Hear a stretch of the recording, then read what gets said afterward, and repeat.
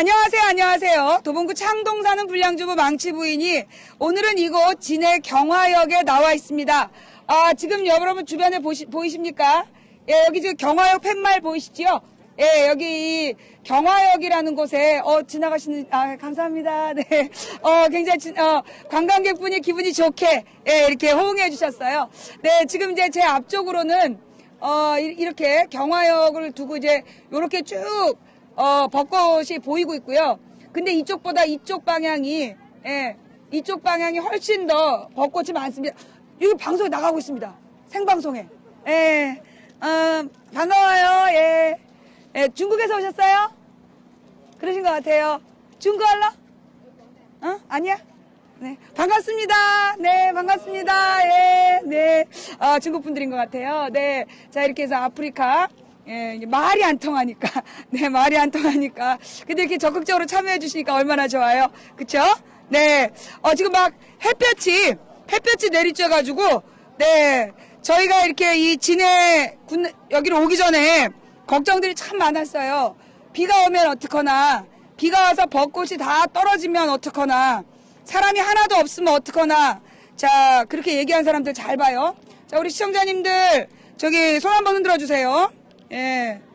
자, 우리 시청자님들 감사합니다. 자, 이렇게 지금 경화역으로 나오시면 이렇게 망치부인 방송을 저쪽에도 계시고 이렇게 보시는 시청자분들도 많으시고요. 네. 여기서 한번 오늘의 이야기를 시작해 보도록 하겠습니다. 예. 우리 주변에 계신 분들 안 보시는 척 하면서 보고 가시는 분들께 제가 오늘 왜 나왔는지 또 설명 설명 좀 해드릴게요. 저는 누구인가? 네. 안녕하세요. 네, 반갑습니다. 네.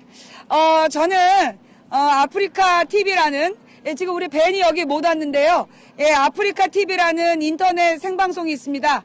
아프리카 TV라는 인터넷 생방송에서 시사방송을 진행하고 있는 망치부인이라는 사람입니다. 안녕하세요. 소란스럽게 돼서 죄송합니다. 반갑습니다. 예.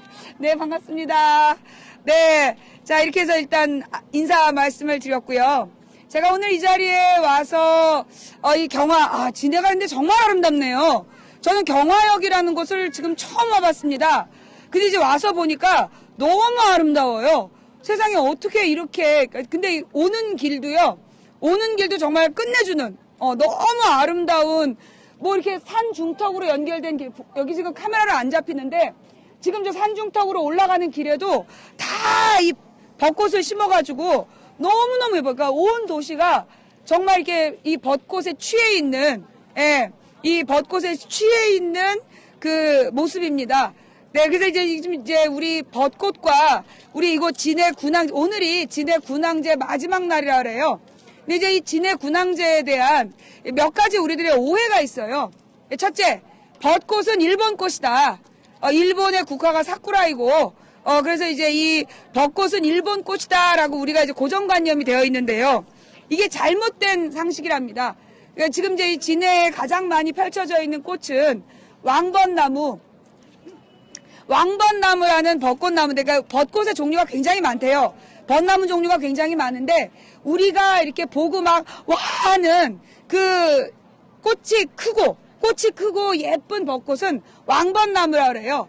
그리고 이 왕벚나무는 제주도가 원산지라고 합니다. 그래서 제주도가 원산지인 왕벚나무가 진해에 많은 벚나무이고, 그 다음에 또 하나는 우리가 이제 진해 군항제가 일본군의 유습이다. 일본 해군이 이 군항제를 했던 습관이다. 이렇게 우리가 또 배웠거든요.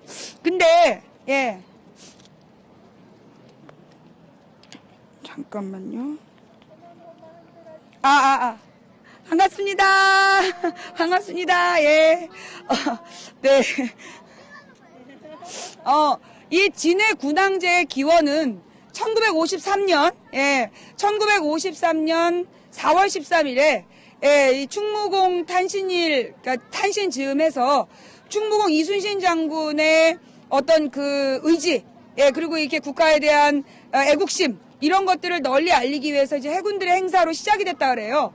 그게 이제 역사가 오래되면서 진해 군항제로 발전해 왔다는. 네, 소리 잘 들리십니까? 네,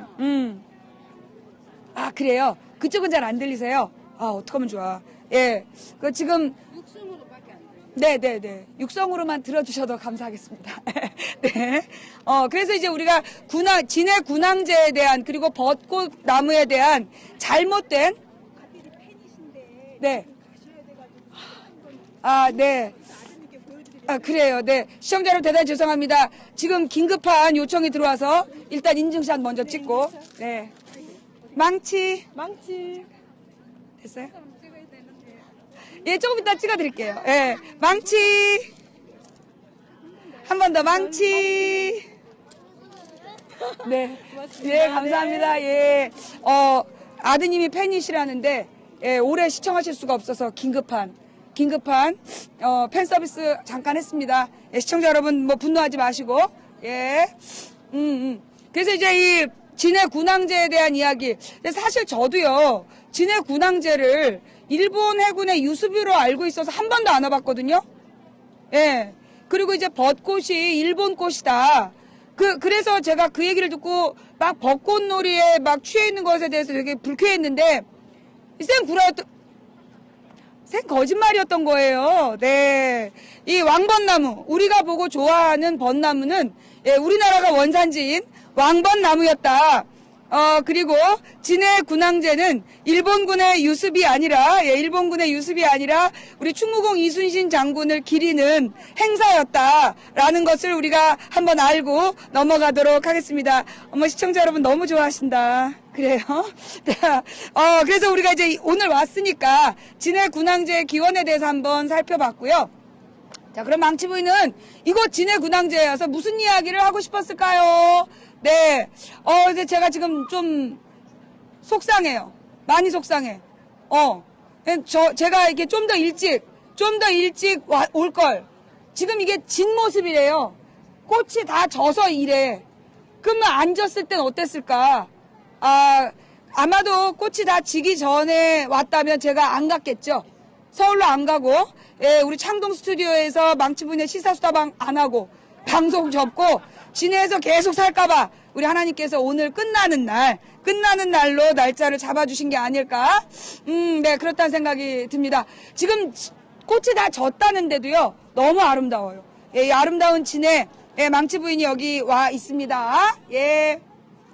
자, 그럼 오늘 여러분과 함께 우리 망치 부인이 진해에서 나누고 싶은 이야기는 무엇일까요? 예, 우선, 오늘의 핫 이슈를 먼저 다뤄야 되겠죠? 네. 자, 그럼 오늘의 핫 이슈는 뭘까요? 지금 현재 막 종합편성 채널 종편과 그다음 KBS, MBC, SBS, YTN, MBN 등등 모든 언론사가 일제히 보도하고 있는 내용은 어저께 극단적 선택으로 유명을 달리하신 경남기업의 성환종 회장에 대한 소식으로 지금 도배가 되어 있습니다. 그리고 지금 이제 이 성환종 회장이 어저께 아침에 경향신문하고 나눴던 인터뷰, 예, 경향신문하고 나눴던 인터뷰 내용이 이렇게 특종으로 보도가 됐고요. 그리고 난 다음에 지금 오늘 성환종 회장의 주머니에서 발견된 메모, 거기 메모에 보면 주요 정치인들, 유명 정치인들과 그들에게 건네진 돈이라는 간단한 메모가 그 주머니에서 발견이 됐다고 합니다. 그래서 지금 이제 온 나라가 난리가 났어요. 그죠? 온 나라가 지금 난리가 나 있는 상황인데요. 이걸 굉장히 이 모든 언론사들이 아주 흥미진진하게 이걸 다루고 있는 것 같습니다. 그러면서 여러분 한번 그 뉴스들을 한번 검색해 보시고 그 다음에 이 뉴스들을 한번 비판적으로 한번 보시기 바랍니다. 아마도 지금 제가 아침에 들은 뉴스의 핵심 내용은 뭐냐? 이 성환종 회장의 극단적 선택은 검찰의 무리한 수사 때문이다. 지금 계속 그 멘트가 나오고 있지 않습니까? 제가 아침에 들었을 때는 그랬어요. 네. 지금 이제 계속 이 뉴스 언론 보도에 나오고 있는 내용이 이 성환종 회장의 극단적 선택은 그러니까 검찰의 무리한 수사, 이게 그 죽음의 원인이었다. 소리가 너무 크다. 네. 소리가 너무 커. 여기까지 들려. 예. 그런 이야기가 계속 나오고 있어요. 맞습니까? 예. 그쵸? 지금 현재 검찰에서 무리한 수사를 했기 때문에 성환종 회장이 그 극단적 선택을 할 수밖에 없었다라는 보도가 계속 이어지고 있습니다. 이게 언론에서 그렇게 유도하고 있는 거거든요. 자, 그러면 언론은 왜 그렇게 보도하고 있는 걸까요? 예, 한마디로 성완종 회장의 사망을 이 그 사고를 기점으로 해서 이명박 대통령의 자원외교 비리 수사를 여기서 마무리하자, 여기서 덮자, 이런 여론을 지금 만들려는 거죠. 경남 기업에 대한 수사를 중단하고, 그리고 더 이상 이명박 대통령에 대한 자원외교 수사를 이끌어가지 마라, 끌고 가지 마라, 이런 주장을 지금 미디어들이 동시에 하고 있는 겁니다. 자, 이게 그래서 지금 이제 어저께 성완종 회장의 그 행방불명 및 그 극단적 선택에 대한 소식을 접한 분들이 많이 기억했던 인물이 바로 유병언 회장이죠. 예, 이 유병언이라는 사람이 소위 작년에 세월호 사고가 발생하자 4월 16일에 세월호 사고가 발생했는데 4월 20일부터 모든 언론이 이 문제는 유병언 탓이다, 유병언만 잡으면 된다, 유병언이라고 2달 동안 방송을 했습니다. 그런데 실제로 그 유병언이라는 사람을 그렇게 막 방송을 할 때 우리 온 국민은 유병언을 잡고 있는 줄 알았어요. 검찰이 체포한 상황에서 그 유병언이 모든 사건의 원인이다라는 식으로 보도하고 있는 줄 알았는데 나중에 알고 보니까 유병언을 한 달 동안 잡아 넣지도 않고 방송만 했던 거예요. 그리고 나서 한 달 만에 유병언을 잡으러 갔더니 유병언이 뭐 사라졌다. 그 다음에 이제 유병언이 행방불명이 된 채로 또 한 달 동안 추적을 합니다. 그래서 뭐 밀항을 했네 어쨌네 온갖 추측 보도를 하면서 유병언 뉴스로 2달을 도배를 했어요. 그래서 5월달 6월달. 그런데 나중에 결국 유병언은 시신으로 발견이 됐습니다. 그런데 이제 유병언의 그 현상 수배, 예, 전국의 이제 수배자 그 정보에 의하면 키가 165cm라고 그랬는데 발견된 시신은 160cm. 예, 그리고 그 부분을 갖다가 갑자기 수배 전단을 바꿨죠. 예, 수배 전단에는 유병언은 165cm라고 전국에다 보도해 놓고 발견된 시신이 160cm니까 유병언의 키를 바꿨어요. 예, 키를 바꿔갖고 160cm였다. 그 다음에 그 치과 기록, 예, 이 치과 기록도 그동안에 알고 있었던 내용하고 다르지만 맞다라고. 그러면서 이 유병언 시신이 아니라고 믿는 사람들은 누구냐? 그래서 우리 망치부인방은 일찍이 인정했습니다. 시신의 키가 좀 줄고 치열이 바뀌었어도 우리는 믿는다. 유병언 시신이 맞다. 그렇게 얘기를 했는데 이제 많은 어르신들이 굉장히 분노하셨던 기억이 문득 있습니다. 예. 근데 이제 그렇게 해서 유병언 사건으로 사실 정부는 세월호 사건의 발생을 그러니까 세월호 사건을 발생시킨 그 가해자들에 대한 모든 책임을 유병언 시신과 더불어서 묻어버립니다. 그리고 그 다음부터 세월호 유가족에 대한 허위사실을 유포하면서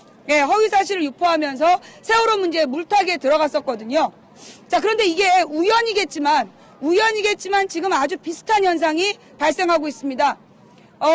지금 국민들이 작년 겨울부터 이명박 대통령의 자원 외교에 대한, 예, 자원 외교 비리의 그 피해 규모가 작년 겨울부터 밝혀지기 시작했어요. 그래서 작년 겨울에 밝혀진 이명박 대통령의 자원 외교 비리의 양이 현재 100조 원을 능가하고 있다. 예. 그래서 지금까지 밝혀진 게 현재 우리나라의 3공사, 그러니까 가스공사, 석유공사, 그 다음에 광물자원공사인가? 자원광물공사인가?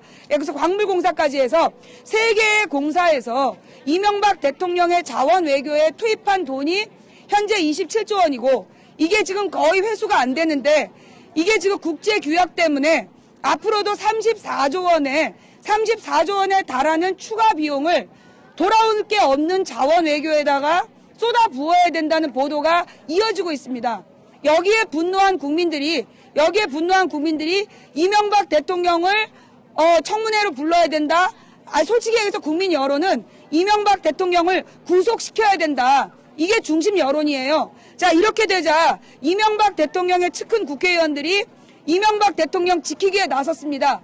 그래서 이제 야당과 여당이 지금 이제 2달 동안 계속 싸워온 내용이 뭐였냐면 자원 외교에 대한 국정조사를 하는데 그 국정조사의 증인으로 이명박 대통령을 부를 것이냐 말 것이냐 이걸 가지고 싸운 거예요. 그런데 이제 이 여당 새누리당에서는 이명박 대통령을 부르고 싶으면 문재인도 불러라. 문재인 당시에 노무현 대통령 때 비서실장이 자원 외교에 그 책임을 져야 되니까 문재인 비서실장을 부르면 이명박 대통령도 부르겠다 이렇게 얘기를 했단 말이에요. 그런데 알고 보니까 문재인 현재 새정치연합의 대표는 그 당시에 이 노무현 정부의 자원 외교하고는 무관했다라는 게 이미 밝혀졌습니다. 그럼에도 불구하고 새누리당에서는 문재인이 나오지 않으면 이명박 증인 못한다라고 계속 주장을 했거든요. 그래서 이제 이 문재인 대표가 좋다. 그럼 내가 나갈 테니까 이명박 나와라. 문재인이 자원외교 나갈 테니까 이명박 나와라. 라고 얘기한 상황이었어요. 자, 그러자 이제 새누리당에서 문재인하고 이명박은 급이 다르다. 문재인은 대통령 비서실장이었고 이명박은 대통령이었기 때문에 그 둘을 동급으로 놓고 같이 증언대에 세울 수 없다. 그런 말도 안 되는 주장을 하면서 뭉개고 있는 상황. 그때 이 성완종 회장이 중심 타겟으로 떠오릅니다. 예, 중심 타겟으로 떠오르면서 성완종 회장에 대해서 그 모든 자원외교에 대한 모든 책임을 성완종 회장에게 물어서 이 경남기업에서 그동안 이명박 정부 시절에 만들어진 어떤 국가 지원을 받은 돈이 있는데 이 돈이 또 뭐냐? 이 돈이 그 당시에 이제 이명박 정부에서 이 정부가 추진한 어떤 사업에 뛰어들어라. 그러면 너희들이 이 대출을 받는데 이 대출을 받아서 수익금을 남기면 이자를 대폭으로 걷고 많은 양의 이자를 걷고 그 다음에 만약에 너희가 이 사업에서 실패하면 책임을 묻지 않겠다. 그 돈이 굉장히 많은 돈이었어요. 몇 천억이었어. 그 몇 천억의 돈을 그런 식으로 불법 대출해 준 거예요. 그리고 이 경남기업이 그 불법 대출을 받아서 그 중에 돈 몇백억을 비자금으로 조성했다라는 보도가 이어집니다. 그러면서 이 경남기업의 성완종 회장이 친이 핵심이다. 이렇게 이제 보도를 막 몰아갔단 말이에요. 그래서 성완종 회장만 잡아 넣으면 구속 기소하면 이명박 대통령의 자원 외교와 관련된 모든 비리가 마치 해결되는 것 같이 그렇게 성완종으로 몰아갑니다. 유병원으로 몰아가듯이. 그러다 갑자기 성완종 회장이 그저께 기자회견을 하죠. 기자회견을 하면서 나는 지금 보도에 나오는 것처럼 친이계가 아니다. 친이명박 사람이 아니라 나는 친박근혜다. 라는 언론 인터뷰를 했습니다. 그런데 안타깝게도 보도가 안 나와. 예, 미디어에서 그 부분 나는 친이가 아니라 친박이다. 라고 외쳤는데 그게 중심적으로 보도가 나오지 않았어요. 그러자 이제 어저께 그 유서를 써놓고 성완종 회장이 그 가출을 합니다. 그래서 행방불명이다 라는 뉴스가 아침부터 막 나왔어요. 그런 다음에 이제 성완종 회장이 저녁 때, 그러니까 오후죠. 오후 3시경에 이제 시신으로 발견됐어요. 목을 맨 시신으로 발견이 되면서 그러자 일제히 언론이 이번 문제는 검찰의 과잉 수사, 검찰의 표적 수사가 원인이다. 그러면서 더 이상 이 성완종 회장에 대한 수사를 하면 안 된다라는 보도를 일제히 내놓고 있습니다. 자, 어떻게 된 일일까요? 예, 어떻게 된 일일까요? 자, 그럼 왜 성완종 회장은 자기는 친이가 아니라 친박이다라고 외쳤을까? 그리고 그 어저께 집을 나서자마자 오전에 유서를 써놓고 경향신문하고 인터뷰를 했어요. 경향신문하고 단독으로 인터뷰를 했는데 그 내용이 뭐냐 하면 사실 나는 김기춘에게 10만 달러 줬다. 그리고 친박 핵심 허태열에게 7억 원을 수차례에 걸쳐 준 적이 있다. 라고 경향신문에다 단독 인터뷰를 던집니다. 그리고 극단적 선택을 하면서 입고 있던 옷에 메모지에다가 현재 이완구 총리, 이번에 그 부패와의 척결, 그 성완종 그 회장을 정조준했던 이완구 총리에게도 자기가 정치 자금을 줬다라는 그런 메모를 남겨놓고 지금 이제 선택을 한 거죠. 그리고 이제 어제 저녁 때 JTBC 뉴스에 그 성완종 회장의 변호인이 JTBC 뉴스에 나타났어요. 손석희 뉴스에 직접 나타나서 인터뷰를 합니다. 자, 이건 뭘 의미하느냐 하면 그런 변호사가 그 자리에 그냥 나온다? 성완종 회장과의 개인적인 친분 때문에 나온다? 이렇게 생각하면 바보죠. 이거는 지금 성완종 회장 측에서 언론에 변호사를 통해서 말하겠다는 뜻이에요. 언론에다가 변호사를 통해서 우리의 입장을 얘기하겠다라는 사인으로 해석할 수 있다는 거죠. 그래야 정상적인 거고요. 자, 그런 다음에 그러면 왜 성완종 회장은 그 친박 핵심의 이름을 거론하면서 극단적 선택을 했는가? 이걸 한번 그 이유를 한번 살펴볼 필요가 있다. 과거에 그 대기업의 그 비자금 문제 혹은 어떤 대기업의 비리를 수사하는 어떤 정권 차원에서 찍어놓고 수사하는 과정에서 이 대기업의 오너들이 자기 기업의 자기 가족의 지분을 지키는 방법으로 자살을 선택한 적이 많았어요. 예. 그러니까 이 기업을 수사할 때 기업을 수사하면서 만약에 이제 이 기업의 수사를 해서 이 사람이 비리가 있다. 그러면 그 책임을 물어서 이 사람의 지분이라든가 이런 것들이 공중분해될 수 있거든요. 그럴 때 이 법적으로 자기가 불리하다라고 느끼면 유죄가 확정될 것 같다라고 느끼면 그런 극단적 선택을 해서 모든 수사를 종결시킨 예가 있습니다. 물론 성완종 회장이 그런 목적으로 극단적 선택을 했다라고는 말할 수 없습니다. 그런 증거는 없어요. 다만 과거에 대기업 오너들이 정치적으로 위기에 처했을 때 그런 선택을 한 적이 있다라는 것만 우리가 한번 기억하고 넘어가자. 자, 그러면 이제 여기서 나오는 게 친이 친박이라는 내용이에요. 그럼 이제 나는 친이가 아니라 친박이다. 이런 멘트는 어떻게 정치적으로 해석할 수 있느냐 하면 한마디로 지금의 현 정부, 지금 이제 박근혜 정부가 그러면 왜 이 성완종 회장에 대한 수사망을 좁히고 있었느냐? 요 배경을 또 살펴볼 필요가 있습니다. 지금 박근혜 대통령의 지지율이 계속해서 폭락하고 있습니다. 계속해서 떨어지고 있고요. 지금 이제 이 지지율 조사를 그러니까 뭐라 그러죠? 이 단독주택? 예, 주로 이제 그 오래된 주택에 살고 계시는 나이가 많은 분들을 중심으로 한 일반 전화. 그러니까 소위 옛날에 지역번호가 들어가는, 그러니까 지역번호 가령 여기면 뭐 054다. 그러면 054에 땡땡땡땡땡땡. 요거는 일반 전화예요. 그런데 이 일반 전화가 불과 몇 년 전에 KT에서 대대적으로 전환을 유도했어요. 인터넷 전화로 바꿔라. 인터넷 전화로 바꾸면 기본 요금을 낮춰준다. 그런 적도 있었고, 그 다음에 뭐 여러 통신사들이 인터넷 전화로 바꾸라고 뭐 휴대폰을 바꿀 때 인터넷 전화 하나를 개설을 하면 뭐 깎아주고 이래가지고 사실 지금 일반 전화는 거의 사용되는 사람들이, 그러니까 사용이 안 되고 있습니다. 그러면 지금 그러니까 젊은 층은 일반 전화를 사용하지 않고 주로 일반 전화를 사용하는 분들은 뭐냐면 인터넷에 잘 접속하지 않는 노년층들이 주로 일반 전화를 사용해요.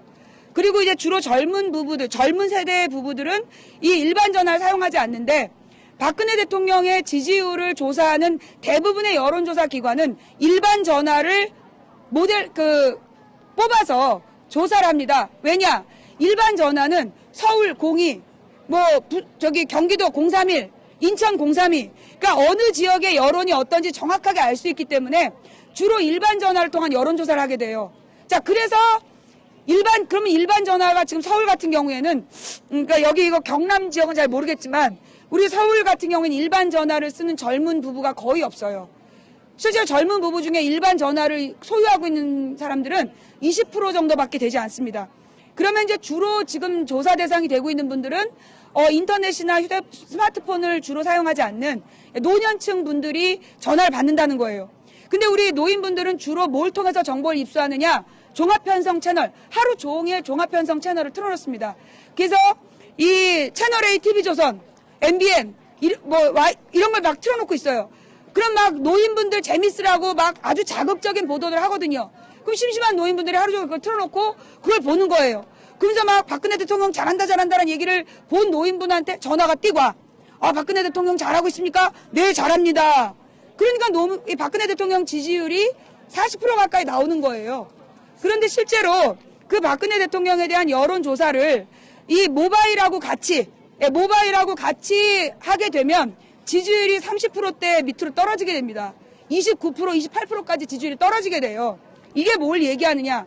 지금 박근혜 대통령의 지지율이 굉장히 폭락하고 있다는 거죠. 박근혜 대통령의 지지율이 떨어진 데는 여러 가지 이유가 있습니다. 우선 박근혜 대통령이 당선될 때 많은 공약을 했지요. 예, 무상복지, 여러분은 낳기만 하십시오. 정부가 키워드립니다. 뻥이었죠. 예, 그 다음에 중증 4대 질환, 각 가정이 책임지기에 너무 부담이 됩니다. 100% 국가에서 책임지겠습니다. 이것도 뻥이었죠. 예, 그 특진비 그냥 다 내야 됩니다. 예. 그 다음에 또 뭐 무상급식을 전 모든 학생에게로 확대시켜야 된다고 생각합니다. 그것도 뻥이었어요. 예. 그리고 묻지도 따지지도 않고 노인분들에게 노인연금을 지급해야 20만 원씩 지급하겠습니다. 라고 얘기를 해서 그 문재인 후보가 우리가 계산해 봤을 땐 그게 안 된다. 우리가 민주당에서 계산했을 때는 지금 현재 국가 예산으로는 묻지도 따지지도 않고 노인들에게 20만 원씩 지급할 수 없다. 그게 어떻게 가능하냐? 그렇게 묻자 우리 박근혜 후보께서는 그러니까 내가 한다니까요? 그러니까 2주일도 아니고 그렇게 밀어붙여서 결국 당선됐어요.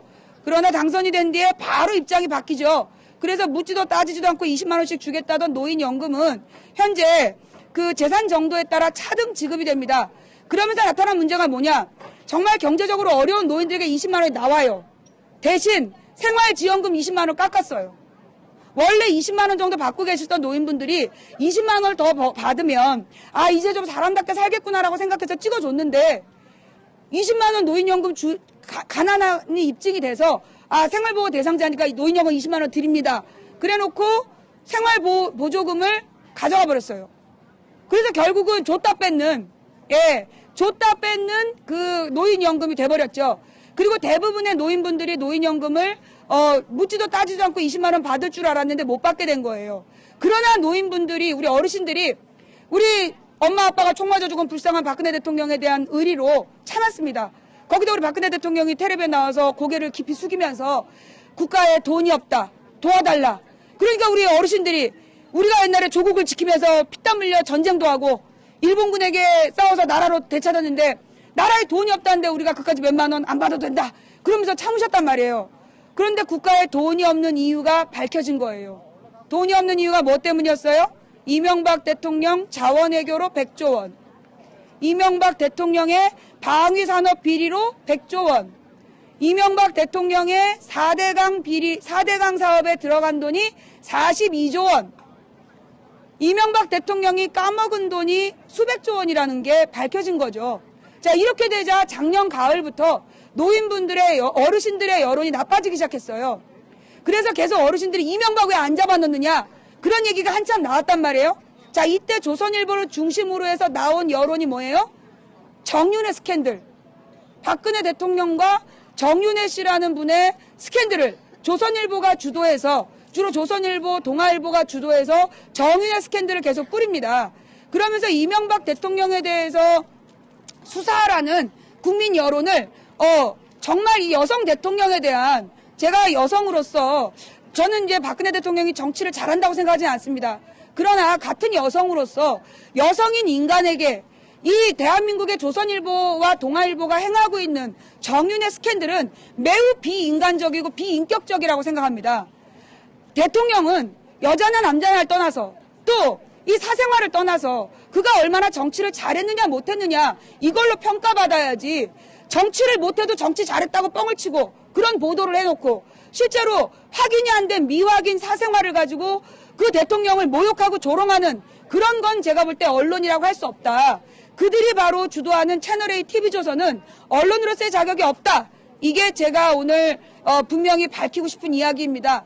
자, 물론 그런데 이제 박근혜 대통령이 지지율이 떨어지는 데는 또 다른 이유들이 있죠. 이 정윤회 스캔들, 요 정윤회 스캔들의 또 다른 면은 뭐냐 하면 사실 옛날에 박정희 대통령이 총 맞아 죽으면서 우리나라가 어마어마한 정치적 격변을 겪었습니다. 정치 혼란에 들어갔었죠. 그러면서 80년 광주항쟁까지 연결되는 무지 끔찍한 일을 겪었는데 그 이유가 뭐였느냐. 박정희 대통령 측근끼리 일으킨 권력투쟁이었다는 거죠. 박정희 대통령의 측근끼리 일으킨 권력투쟁 때문에 대통령이 총 맞아 죽는 그런 끔찍한 일이 있었고 그로 인해서 광주에서 정말 수백 명인지 수천 명인지가 총 맞아 죽는 그런 비극을 우리 민족은 겪은 거예요. 그래서 우리 어르신들은 정윤회 스캔들을 보면서 이게 뭐 그 종편에서 이야기하는 그런 추잡한 스캔들이 아니라 이거는 대통령의 동생인 박지만과 대통령의 측근이라는 정윤회 사이의 권력투쟁이다. 이렇게 지금 박근혜 대통령을 뽑은 이유는 달리 있는데 지금 박지만 정윤회가 서로 권력투쟁을 하면서 나라 꼴이 우습게 됐다. 이게 또 지지율이 떨어진 또 하나의 이유입니다. 그러니까 첫 번째는 이명박에 대한 수사를 안 하는 거, 두 번째로는 측근의 권력투쟁, 그 다음에 그런데 사실 이것보다도 더 큰 요게 두 개가 합쳐서 50%라면 50%의 더 큰 이유는 뭐냐? 우리 국민들이 박근혜 대통령을 찍어준 이유는 단 하나였어요. 뭐냐? 경제 문제였죠. 노무현 대통령 때, 그러니까 우리 김대중 대통령 때 IMF를 극복하고 노무현 대통령 때 우리가 다시 경제 규모 11위로 올랐으면서 우리는 선진국 대열에 들어가게 됩니다.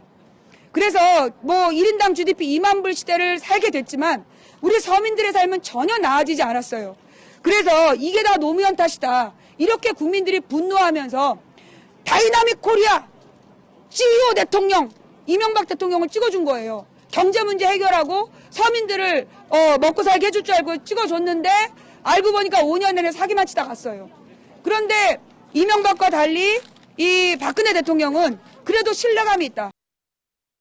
그렇게 싸구려로 얘기하지 않고 천박하지 않고 그래도 이게 박정희 대통령 때 공주처럼 그 교양 있는 수업을 했으니 자기 말에 책임을 질 거다. 그런데다가 박근혜 대통령이 대통령 후보 나오기 전에 후보 시절에 얼마나 잘했습니까? 노동자들과 화해하겠다. 노동자들의 권리를 보장하는 사회가 돼야 된다. 제주도에 가서는 제주도의 4.3 항쟁 희생자들의 명예를 회복시켜주겠다. 뭐 인혁당 피해자들에게 사과하겠다. 그 다음에 자기 아버지 때문에 고통받았던 많은 민주화운동 인사들에게 그 안타까움을 전한다. 이러면서 정말 이 자유와 인권과 경제 문제를 해결할 적임자인 것처럼 대통령이 공약을 세우고 나왔단 말이에요. 우리 어르신들한테 그런 게 있었어요.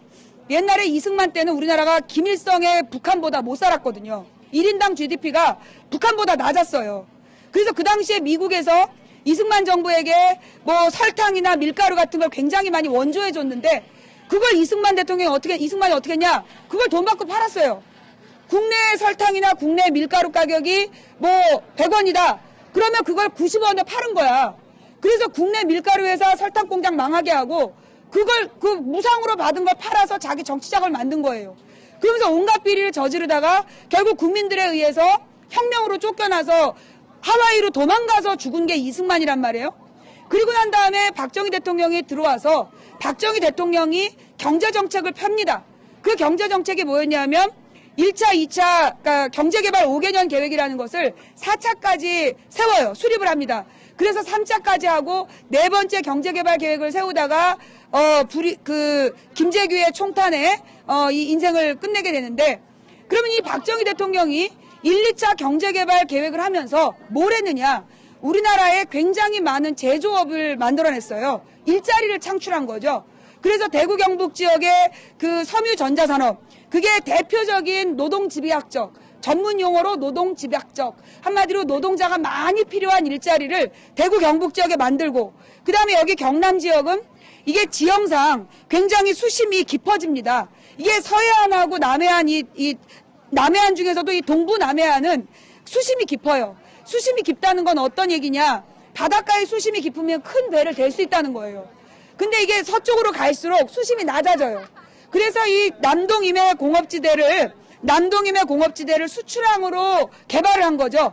그래서 대구 경북 지역에서 만든 물건을 이 남동 임해 공업지대의 수출항을 통해서 해외로 수출한다. 이런 경제개발 계획을 세우는 바람에 사실 대한민국의 경제성장이 급성장을 이루게 됩니다. 고도성장을 하게 되죠. 많은 일자리를 만들었기 때문에 그 당시에 이제 성장을 하게 돼요. 그래서 우리는 이 과정을 이 박정희 대통령이 정말 우리 어르신들은 박정희 대통령의 뛰어난 지도력이 우리 대한민국을 부자로 만들었다라고 믿고 있었던 거예요. 그런데 알고 보니까 그게 아니었다는.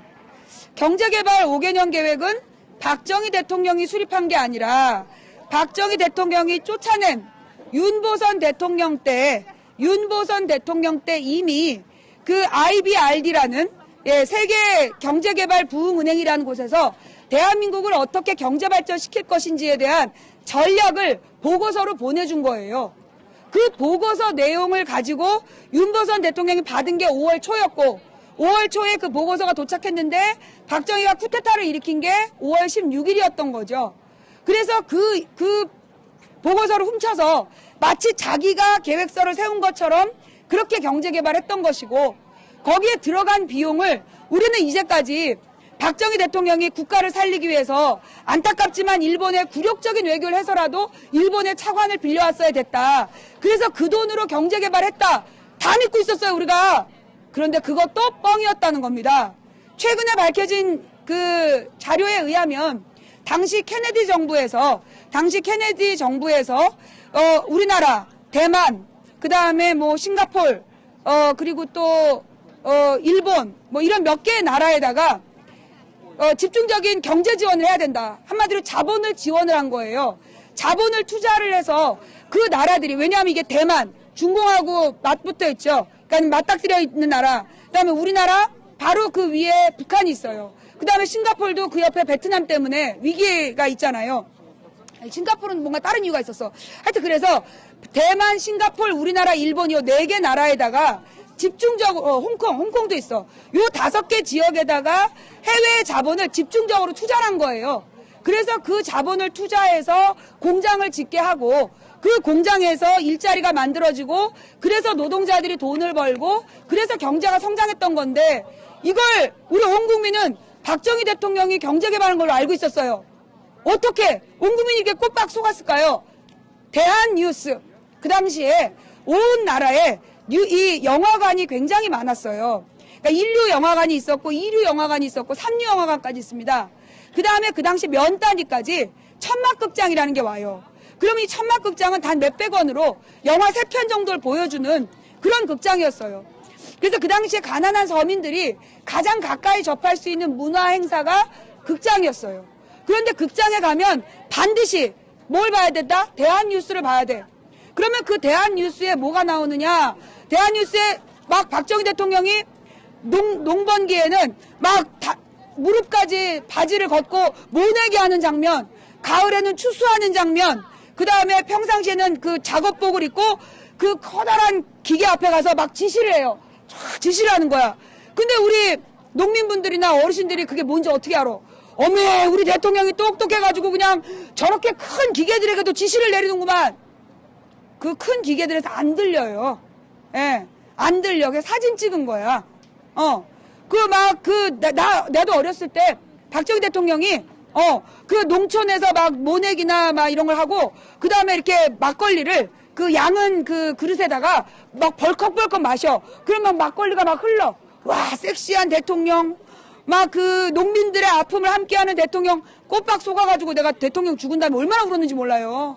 나 솔직히 태어났을 때 내가 69년에 태어났기 때문에 79년까지 생전에 대통령은 박정희밖에 없었기 때문에 난 대한민국 대통령은 종신제인 줄 알았어.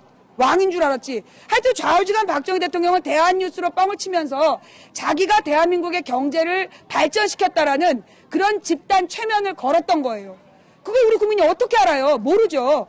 뭐 케네디 대통령 때 그런 정책이 주고받았는지 얼마 전에 밝혀진 거야. 우린 다 몰랐어. 그럼에도 불구하고 우리가 박근혜 대통령을 뽑았던 것, 박정희 대통령이 당선된 다음에 갑자기 대한민국에 보릿고개가 사라져.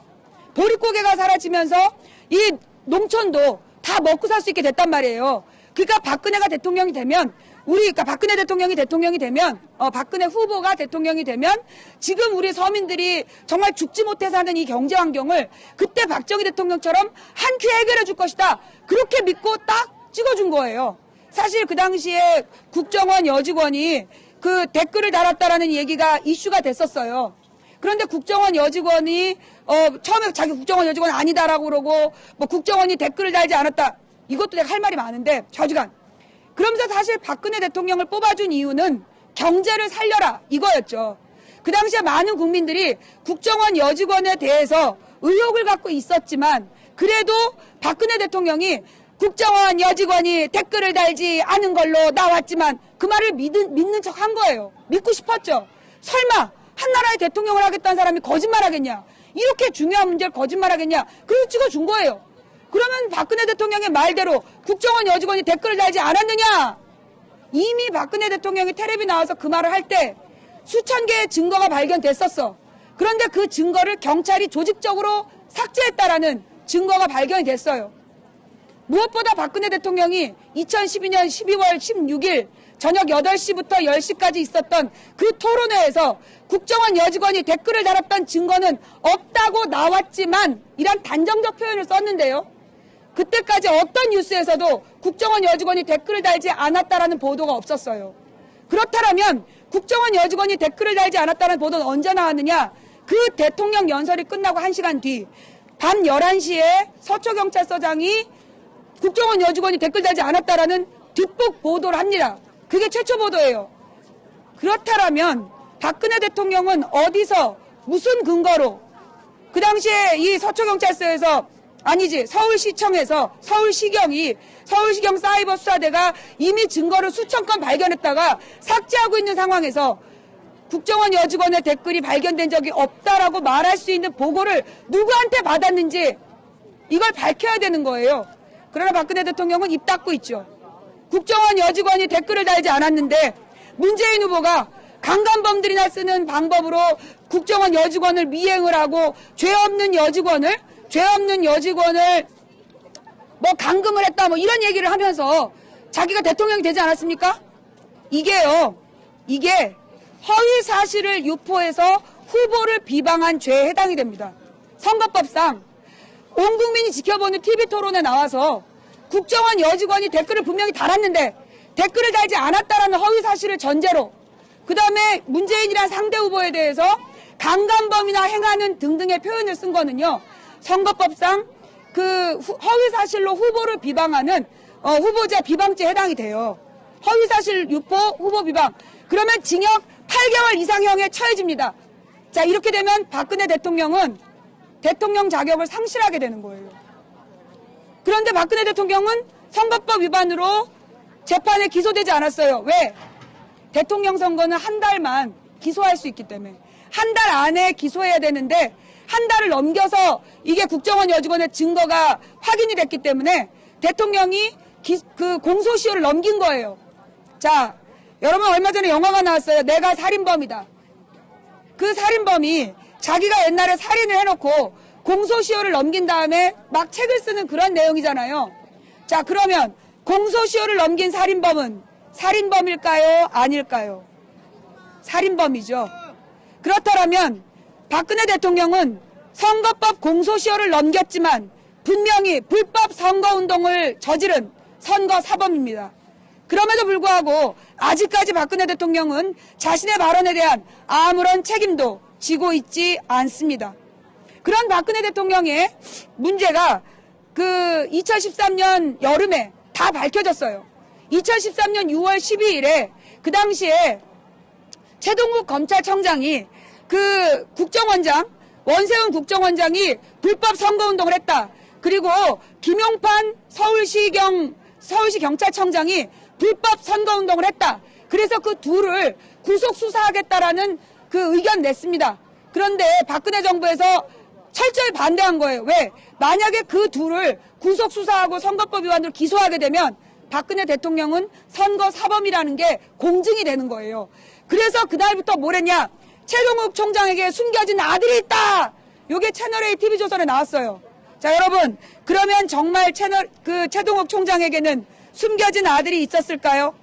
그에 대한 증거가 나왔을까요? 안 나왔어요. 마지막까지 최동욱 총장은 그 숨겨진 아들에 대해서 인정하지 않았고요. 최동욱 총장의 주장은 뭐였느냐? DNA 검사하자였어요. 여러분 생각해보세요. 여러분이 숨겨진 아들이 있어. 그런데 그 아들의 DNA 갖고 와라. 내 DNA랑 대조해보자. 라고 할 수 있어요? 없거든요. 그런데 채널A TV조선에서는 그 DNA 검사를 하자는 최동욱 총장의 주장을 아동학대다. 어떻게 아이한테 강제로 DNA를 채취하느냐. 여러분 우리 요즘에 다 텔레비 드라마에 봅니다. DNA를 강제로 애를 막 붙잡고 이빨이라도 하나 뽑아야 채취하는 게 아니에요. 칫솔 하나만 있으면 DNA 채취합니다. 빗만 있어도 돼요. 그래서 머리카락 하나, 칫솔에서 아주 작은 살점 하나만 있어도, 그러니까 이에서 표피 하나만 있어도 DNA 검사됩니다. 그런데 무슨 어린아이의 인권 침해라고 그러면서 DNA 검사를 절대 반대했어요. 그러면서 검찰과 종편이 최동욱 총장이 혼의 자식을 가진 걸로 자기네들이 정황상 결론 지었어. 정황상. 결론은 증거가 없는 거예요. 그러면 왜 이 최동욱이라는 검찰총장을 그렇게 철저히 모욕적으로 짓밟아야 됐을까요? 바로 국정원의 댓글 범죄를 철저히 밝혀냈기 때문이죠. 그리고 난 다음에도 국민들이 그 다음에 아주 또 중요한 사건이 발생합니다. 최동욱 총장에게 막 누명을 씌우고 있던 시점 7월 3일 이 국정원 여직원의 컴퓨터에서 그 국정원 여직원이 저지른 그 범죄 기록이 모두 발각이 됐어요. 그 범죄 기록 중에 좌익효수라는 닉네임으로 그 여러 군데에서 그러니까 DC 인사이드라는 곳에서 좌익효수라는 닉네임으로 글을 쓴 흔적이 발견이 됩니다. 그래서 그 좌익효수라는 닉네임을 가지고 DC 인사이드에서 쓴 글을 네티즌들이 모두 찾아냈어요. 그 찾아낸 중에 한 인터넷 방송인의 10살짜리 어린 딸을 걸어놓고 그 딸의 사진을 걸어놓고 2년도 크면 빨갱이 되겠지 지 엄마처럼 나라면 저도 안 먹겠지만 운동권 애들에게 조는 대주고 이 한마디로 성적으로 이렇게 섹스를 한다는 얘기예요. 그러면서 자기는 조도 안 먹겠다 이런 식의 댓글을 다른 게 발각이 됐어요. 그 인터넷 방송인이 접니다. 제 어린 딸 10살짜리 제 딸의 사진을 걸어놓고 국정원 여직원이 그렇게 댓글을 달았다라는 것을 제가 2013년 7월 3일에 알게 됐습니다. 그래서 제가 국정원 여직원 좌익효수를 처벌하라고 국회 앞에서 머리를 제 손으로 깎으면서 항의를 했어요. 그러자 국정원에서 그 좌익효수는 국정원 직원이 아니다. 자꾸 국정원 직원이라고 얘기를 하면 법적으로 처벌하겠다. 그래서 제가 그랬죠. 처벌해라. 국정원 여직원인지 아닌지 밝혀내라. 그리고 저는 끝까지 싸웠습니다. 나중에 어떻게 됐어요? 좌익효수가 국정원 직원인 것까지 발견됐어요. 여기에서 그 김하영이라는 여직원도 좌익효수라는 닉네임을 사용했고 또 하나의 국정원 직원이 전라도 사람을 다 죽여야 된다 이런 식으로 글을 쓴 국정원 직원도 좌익효수라는 닉네임을 썼다는 증거가 발견이 됐습니다. 그렇다면 대한민국 국정원이 잡으라는 간첩은 안 잡고 전라도 국민들은 다 죽여야 된다는 둥 그 다음에 인터넷 방송하는 이 여자 방송인의 어린 초등학생 딸의 사진을 걸어놓고 성폭력을 조장하는 그런 댓글을 달고 있었다는 게 밝혀졌는데 우리 박근혜 대통령은 그들을 처벌했을까요? 아니요. 그들은 여전히 억대 연봉을 받으면서 국정원 직원으로 일하고 있습니다. 자, 그러면 국정원은 원래 목적이 무엇일까요? 국가정보원입니다. 우리 국가의 안보를 위해서 중요한 정보를 수집하고 간첩을 잡고 국가를 보호하는 게 주요 임무예요. 자, 그럼 우리 국정원이 그 뒤에 저지른 일이 무엇이냐? 서울시 공무원 중에 간첩이 있다. 그러면서 공무원 간첩의 증거를 찾아옵니다. 중국에서 공무원 간첩 유우성이라는 사람이 간첩질을 했다라면서 증거를 법정에 제출했어요. 자, 이게 국정원에서 잠깐 방폭입니까? 지금 방폭되고 있어요? 국정원에서 내가 이 국정원 얘기하니까 지금 방폭이 되는 것 같아요. 주변에 사람들이 너무 많아가지고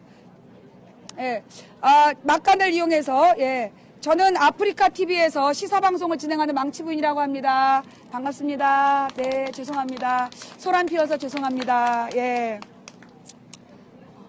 자, 그래서 이 국정원, 과연 그러면 국정원은 이 조국의 안보를 위해서 현재 국가정보원의 제대로 된 역할을 하고 있느냐? 이게 문제가 됩니다.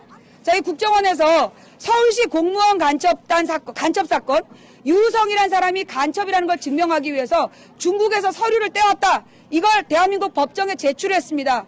그런데 중국에서 그 서류 가짜다. 국정원과 검찰이 제출한 간첩 증거 자료가 조작됐다라고 중국 공안에서 중국의 정부에서 발표를 해요. 그러면서 중국 정부에서 그 서류 조작한 놈 내놔라. 그거 중국의 중범죄다. 중국에서 그런 짓 하면 사형당해요. 아시죠? 범인을 내놓으라 했어요. 그럼에도 불구하고 국정원이 뭐가 거짓말인지 아니다 말 장난하다가 결국은 그 서울시 공무원 간첩 사건은 무죄 판결을 받았습니다. 잡으라는 간첩은 안 잡고 진짜로 간첩 증거는 안 잡고 간첩 증거를 조작하면서 죄 없는 시민의 딸을 성폭력 범죄로 부추기면서 그런 짓을 저지른 국정원, 지금 국정원을 박근혜 대통령은 어떻게 엄격히 관리하고 있을까요? 그 당시에 댓글 범죄에 관여했던 사람들을 모두 승진시키고 그 댓글 범죄를 저질렀던 사람들을 모두 유임시켰으며 도리어 예산과 조직을 확장시켰다고 합니다. 그게 2013년 박근혜 대통령의 정치였습니다. 그뿐만이 아니죠. 여러분들이 박근혜 정치는 만사가 정치의 가장 중요한 게 뭐라 해요? 인사가 만사다. 우리 박근혜 대통령이 과연 얼마나 훌륭한 장관들을 뽑았을까요? 이루다 적을 수도 없어요. 뭐 장애를 딛고 입지전적인 인간 신화를 만든 사람이라 그러면서 뭐 판사를 대법원 판사 출신을 총리로 지명을 했습니다. 나중에 알고 보니까 그 부동산 투기하고 자식들은 군대 불법으로 안 가고 그게 들통이 나갖고 총리 그만뒀죠. 뭐 이루다 말할 수 없어요. 통일부 장관은 통일에 반대하고 그 다음에 딱 기억이 잘 안 나요. 하여튼 해수부 장관은 아무것도 모르고 그리고 이 중소기업청장은 자기의 주식을 정부에다가 백지신탁 해야 된다. 싫은데요. 그러면서 가버리고 그 다음에 박근혜 대통령이 나와가지고요. 막 삿대질한 적 있어요. 그 야당이 발목을 잡아서 죄송하다 그러면서 자기가 미래창조과학부를 만들려고 그러는데 야당이 이걸 발목을 잡고 있다. 막 삿대질하면서 사과를 했거든요. 그게 사과인지 삿대질인지 아직까지도 의혹인데 좌우지간 그 미래창조과학부 장관이 IT 산업을 운영했던 벤처기업가이면서 CIA와 일을 했던 유능한 인재라고 그러면서 그 사람을 미래창조과학부 장관을 시켜야 된다고 난동을 피웠어요. 그래갖고 야당이 반대하다가 막 언론이 욕을 하니까 그래 그럼 해 그랬어요. 그래서 청문회 하기로 했는데 어떻게 됐을까요? 네, 마누라가 웁니다. 그러면서 미국 가버렸어요. 그게 무슨 얘기냐?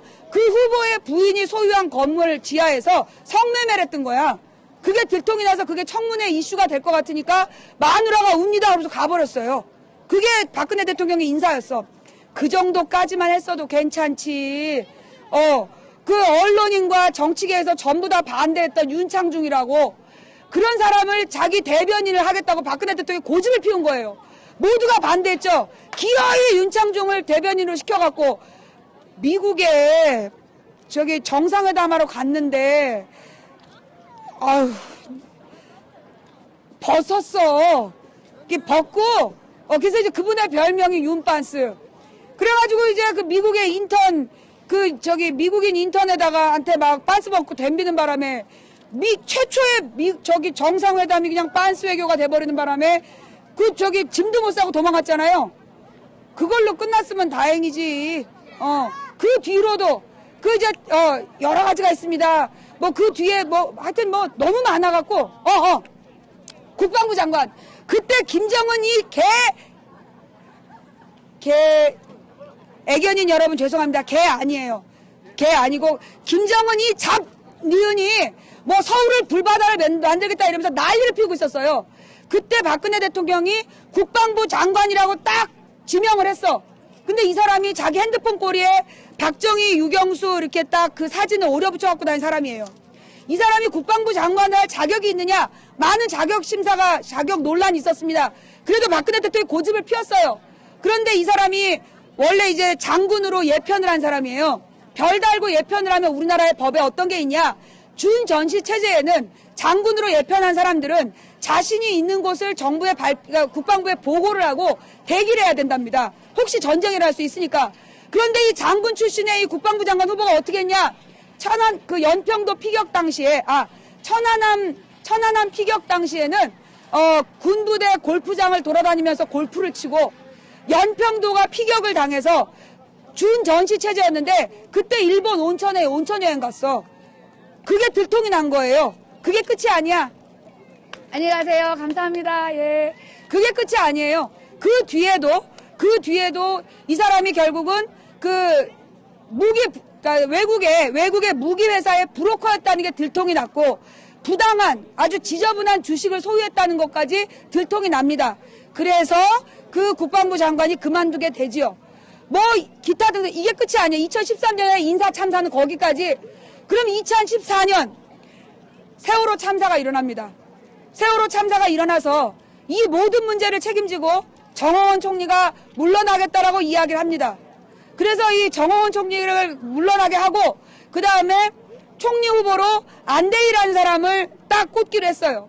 근데 알고 보니까 이 사람이 청년 결백의 상징이라는데 알고 보니까 전관예우로 몇 달에 16억을 벌었다. 이게 들통이 나가지고 야 청년 결백이 저러냐? 일반 서민들은 1년 뼈 빠지게 일하고 2천만 원도 못 받는데 단 몇 달 만에 16억이 말이 되냐? 그게 2달인가? 몇 달 안 됐어요. 그래갖고 그 안대희 총리 카드가 그냥 또 박살이 나요. 그러자 이번에는 문창극이라는 예, 문창극이라는 그 문창중이었나? 예, 문창극? 예, 뭐 문모 씨라는 언론인을 총리 후보로 내세웠습니다. 그런데 이제 이 사람이 과거에 했던 연설이 이제 들통이 나가지고 나라가 쑥대밭으로 뒤집어집니다. 예, 그래가지고 그때 별명이 문참극이었어요. 예, 뭐 총리 후보가 아니라 이건 참극이다. 그렇게 해서 총리를 2명을 후보로 냈다가 둘 다 안 됐어. 그래서 정홍원 총리가 그냥 눌러 앉습니다. 그래서 나온 별명이 뭐였냐면 아나바다 총리. 아까 나간다고 그런 총리였는데 바꿀 총리가 없어서 다시 쓰는 총리. 예, 그래서 아나바다 총리 정홍원으로 오다가 얼마 전에 이완구 총리로 바꿨어요. 그러면서 이완구 총리가 뭐 충청권을 대표한다 뭐 이렇게 나왔잖아요. 그러면서 뭐라 그랬습니까? 부패와의 전쟁을 하겠다. 부정부패를 척결하겠다. 그러면서 지금 총리를 하고 계세요. 어머, 그런데 성완종 회장님 주머니에서 딱 이름이 이 문제 어떻게 해결하실 건지 아주 관심이 큽니다. 예. 좌우지간 성완종 회장의 죽음의 배경에 대해서 지금 얘기를 드렸는데요. 자, 이런 사건들이 연속되면서 물론 무엇보다 컸던 건 세월호 사건이었죠. 세월호 사건이 발생했을 때 물론 그 배가 침몰하는 건 정부 책임이 아니에요. 하지만 배가 침몰한 이후에 보여준, 배가 기울기 시작한 다음에 보여준 정부의 태도는 전혀 구조를 못했다는 겁니다. 그래서 국민들은 분노하기 시작했고요. 그 뒤에 정부가 한 일은 조직적으로 국회의원까지 동원을 해서 세월호 유가족에 대해서 허위사실 유포하고 어떤 조치도 제대로 이루어진 게 없을 뿐만 아니라 현재까지 진상규명이 되고 있지 않습니다. 이런 많은 것들이 이 박근혜 대통령의 지지율에 영향을 미쳤어요. 그래서 국민 77%가 여론조사에 의하면 세월호를 인양해야 된다. 그리고 국민 64%는 정부가 지금 세월호에 대해서 잘못 대응하고 있다라는 여론이 나오고 있어요. 그러면서 박근혜 대통령의 지지율이 30%대에 머물고 있습니다. 자, 이래서 박근혜 대통령이 지금 이 이명박 자원 외교를 전면적으로 수사하는 척하면서 성완종이라는 한 사람을 타겟으로 희생양 삼아서 이명박 자원 외교를 전부 다 이걸로 몰아가려고 그랬는데 성완종이라는 회장이 죽으면서 나는 친박이다! 그리고 죽어버린 거예요. 그러면 이건 뭘 상징하는 거냐? 지금 아마도 그 성완종 회장의 유서가 가족들에게 있답니다. 자, 이거는 앞으로 성완종 회장의 유족들이 어떻게 할지 모르겠지만 앞으로 예상되는 건 계속해서 정부가 경남 기업과 이 자원외교 수사를, 경남 기업에 대한 수사를 계속하면 친박 정치인들에 대한 정보를 더 까겠다. 이런 일종의 협박일 수 있다는 거죠.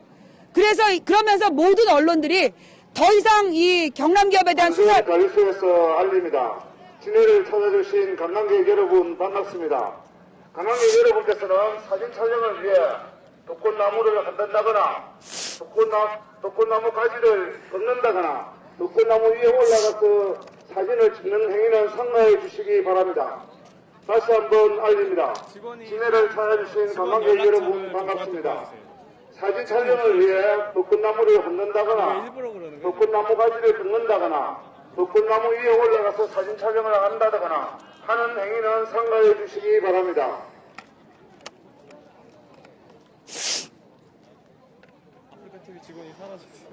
벚꽃나무에 올라간 사람 아무도 없구만. 예, 우리 방송에 대한 우리 방송을요.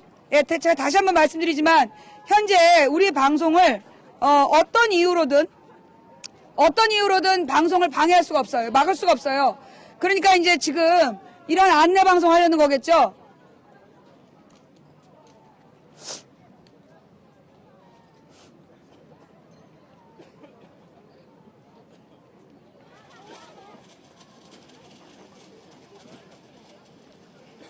저기 2번호예요. 맨 첫 번째 번호. 맨 위에 번호. 예. 이제 망치부인 방송이 좀 셌나 봐요. 예, 드디어 이제 이런 식으로 방해가 들어오는군요. 뭐 그렇다고 해서 망치부인이 포기할 사람은 아니잖아요. 그죠? 예. 뭐 덕분에 물 마시고 쉬었어요. 예. 물 마실 기회를 주신 관리인 여러분께 감사드립니다. 예, 관리인을 자극해서 예, 물 마시고 쉴 시간을 주신 것도 감사드립니다. 네. 내가 4시까지만 하고 가려고 그랬는데 4시 반까지 해야 되겠네. 방송에 한번 나와서. 내가 4시까지만 하고 가려고 그랬는데 방송으로 한번 방해가 나와서 30분 연장할게요. 예, 우리 정우상가에 계신 님들 조금 늦더라도 이해해 주세요. 나는 안 건드리면 그냥 가. 근데 내 방송을 방해하면 계속해. 감사합니다. 네. 안내방송 한번 나왔으니까 30분 연장? 4시 반까지? 콜? 또 한 번 나오면 5시까지? 아니면 나 여기서 끝까지 갈 수도 있어. 작작하세요. 네. 자, 그래서 이 박근혜 대통령의 지지율이 계속 떨어지니까 박근혜 대통령은 이명박 자원외교에 박근혜 대통령과 이완구 총리가 그 이명박 자원 비리를 수사하는 척 하면서 성완종에게로 막 몰고 갔는데 성완종 회장은 목숨을 버리면서 우리 건드리지 마라. 우리 건드리면 친박 정치인들에 대한 비리를 까겠다라는 메시지를 던진 것으로 해석할 수 있지 않을까라는 망치 부인의 추측입니다. 네. 그러면서 지금 언론은요, 일제히 이번 성완종 회장의 극단적 선택은 검찰의 무리한 수사 때문이란 보도를 계속하고 있습니다. 왜일까요? 왜? 자, 요런 얘기도 내가 안 하고 가려고 그랬는데 안내방송에 나와서 합니다. 자, 현재 대한민국의 모든 언론의 최대 주주는 누구일까요? 대기업입니다. 대한민국의 언론의 최대 주주는, 대한민국 언론의 최대 주주는 그 대기업이고요. 자, 이 이명박 대통령은 바로 그 대기업을 대표하는 정치 세력입니다. 우리나라의 이제 이 권력을 가지고 있는 소위 기득권 세력, 우리나라의 모든 권력을 쥐고 흔드는 입법부, 사법부, 행정부, 그리고 언론 권력을 쥐고 흔드는 기득권 세력에게는 크게 두 층이 있어요. 두 부류가 있어요. 하나는 누구냐? 과거에 박정희 전두환 때, 박정희 전두환 때,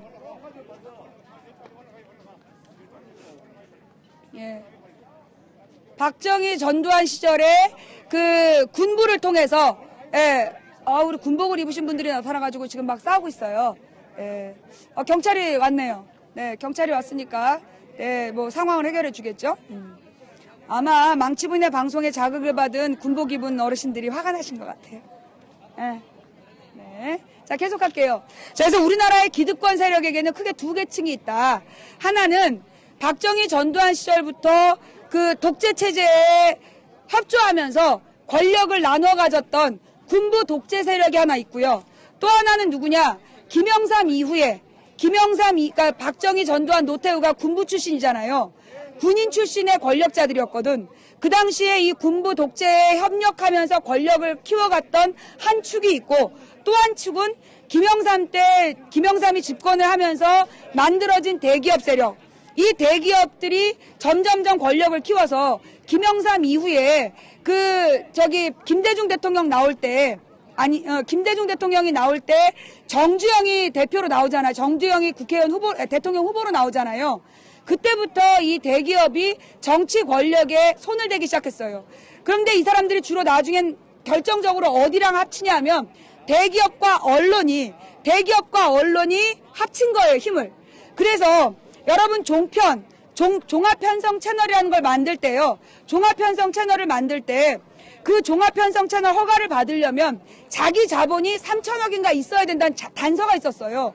그런데 TV조선이나 채널A를 만들 때 그 3천억이라는 자기 자본을 뜬금없이 내놓을 수가 없잖아요. 어떻게 했냐? 대재벌들한테 그걸 각출을 받았어요. 그래서 만든 게 TV조선하고 채널A예요. 이거 언론보도에 나온 거예요. 찾아보세요. 언론보도에 찾아보시면 나와 있습니다.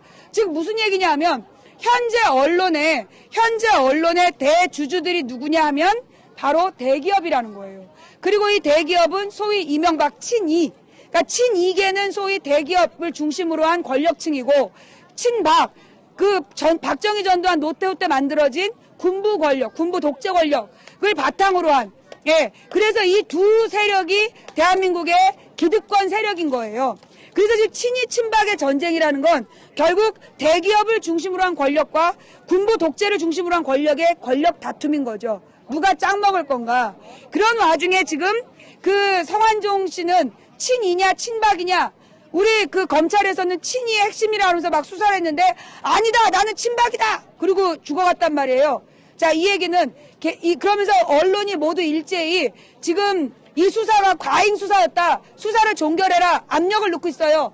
결국 누구에 대한 수사를 막는 게 목적일까요? 지금 언론 보도의 목적은 성완종 회장의 목적이 아니라 현재 대한민국의 MBC, KBS, SBS 그리고 MBN, 채널A, TV조선 일제히 성완종 회장의 죽음은 무리한 검찰 수사다라고 보도하는 목적은 누구를 구하기 위해서야? 이명박 대통령을 구하기 위해서죠. 이명박 대통령의 자원 외교에 대해서 계속 비리 수사를 해가는 것을 막기 위해서 여기서 덮어라. 예, 여기서 덮어라. 그 목적으로 지금 성완종 회장의 그 사고를, 그 불행한 죽음을 이용해서 무리한 수사가 원인이니까 여기서 덮으라는 그런 여론 조작을 하고 있는 것이 아닌가라고 추측해 봅니다. 자, 그래서요, 우리 국민 여러분들이 지금 뉴스가 막 쏟아져 나옵니다.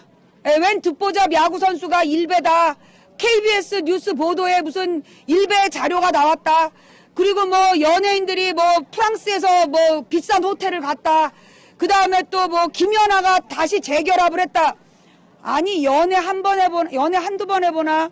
연애하면 원래 헤어졌다 만났다 그러는 거예요. 그게 무슨 큰 이슈인 것처럼 그냥 뉴스 도배질을 하고 있어. 그러면서 막 연예인 스캔들 막 이젠 막 살포를 해. 막 살포를 해. 그래갖고 국민들이 중요한 뉴스를 찾아보지 못하게끔 그들은 유도를 합니다.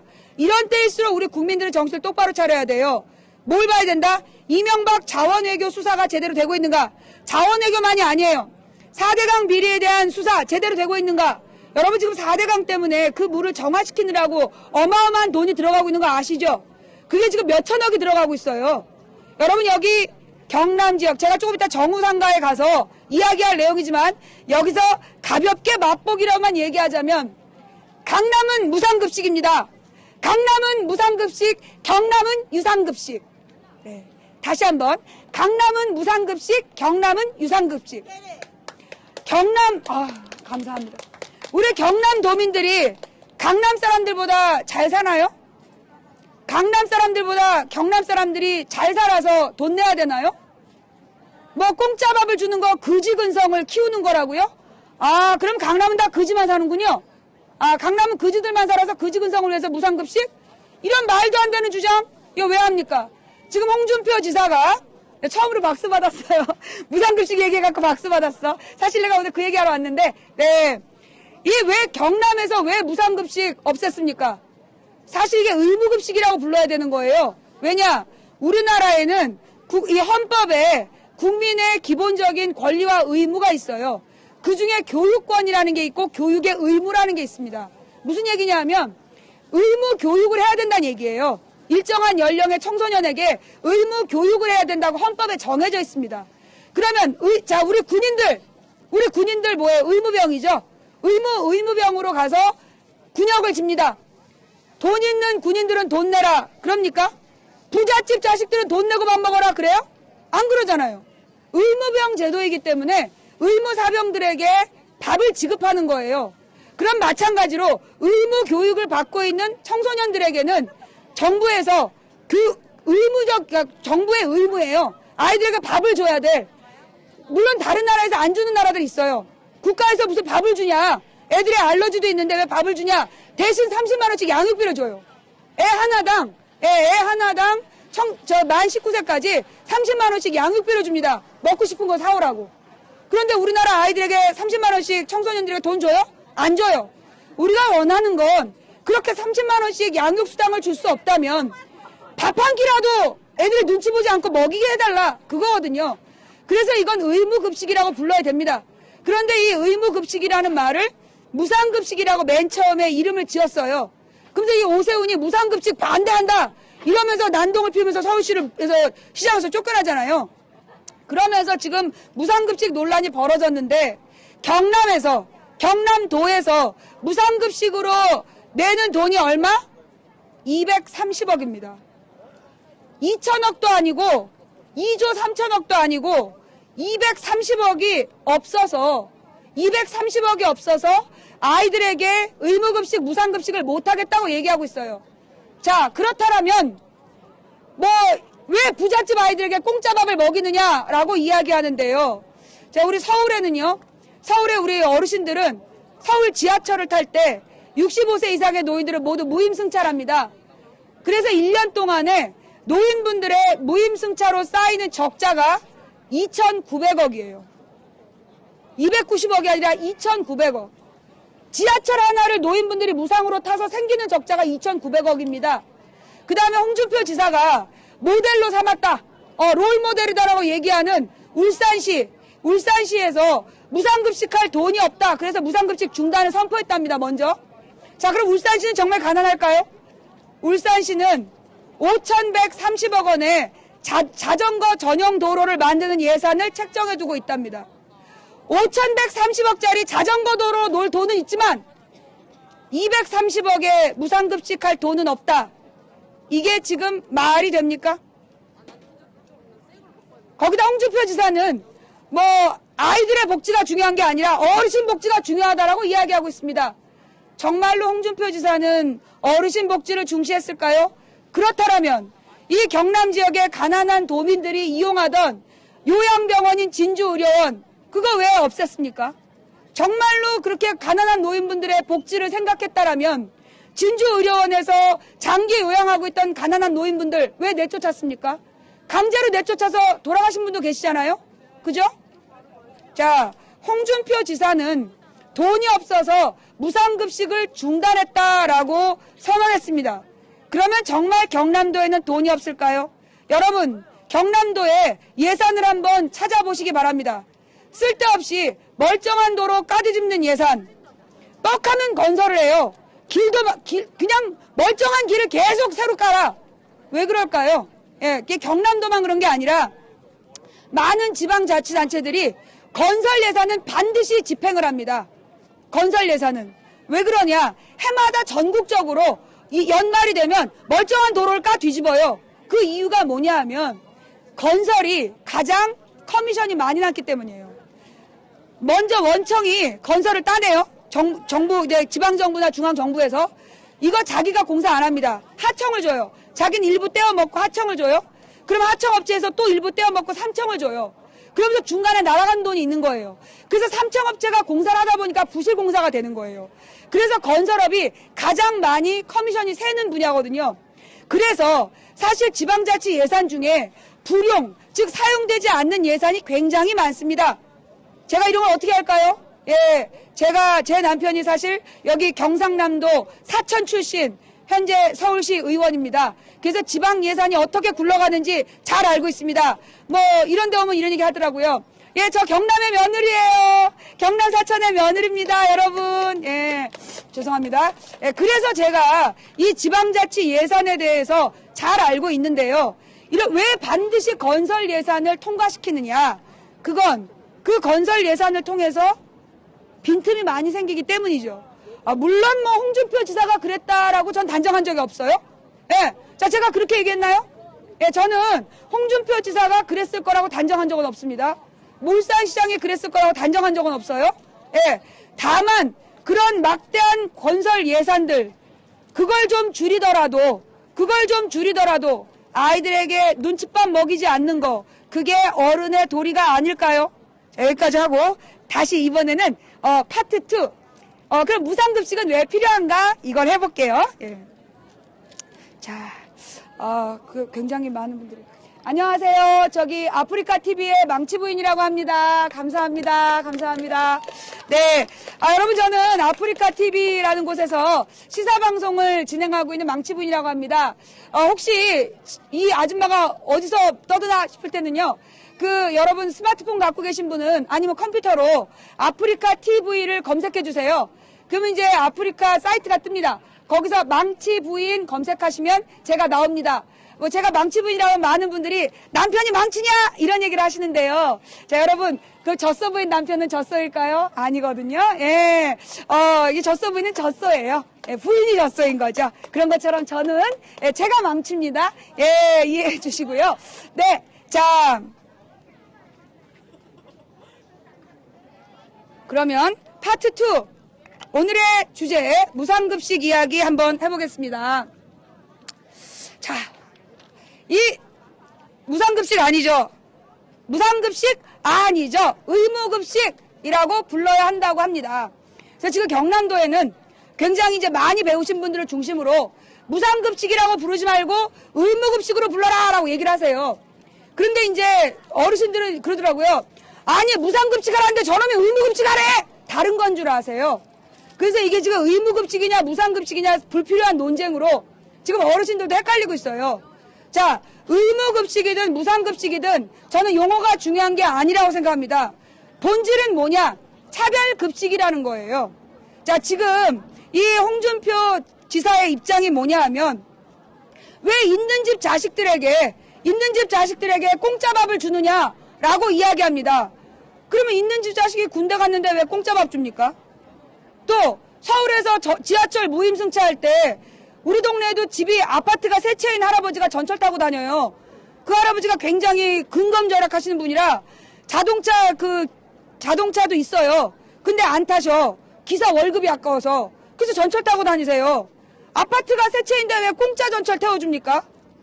그들의 논리대로 그러면 왜 부자 노인들에게 공짜 지하철을 태워주느냐 라는 얘기가 되는 거거든요. 자, 이게 무슨 얘기냐? 요게 보편적 복지라는 말과 선별적 복지라는 단어의 차이예요. 말이 어렵죠? 자, 따라해볼까요? 보편적 복지와 선별적 복지. 자, 그러면 먼저 보편적 복지라는 말이 뭐냐?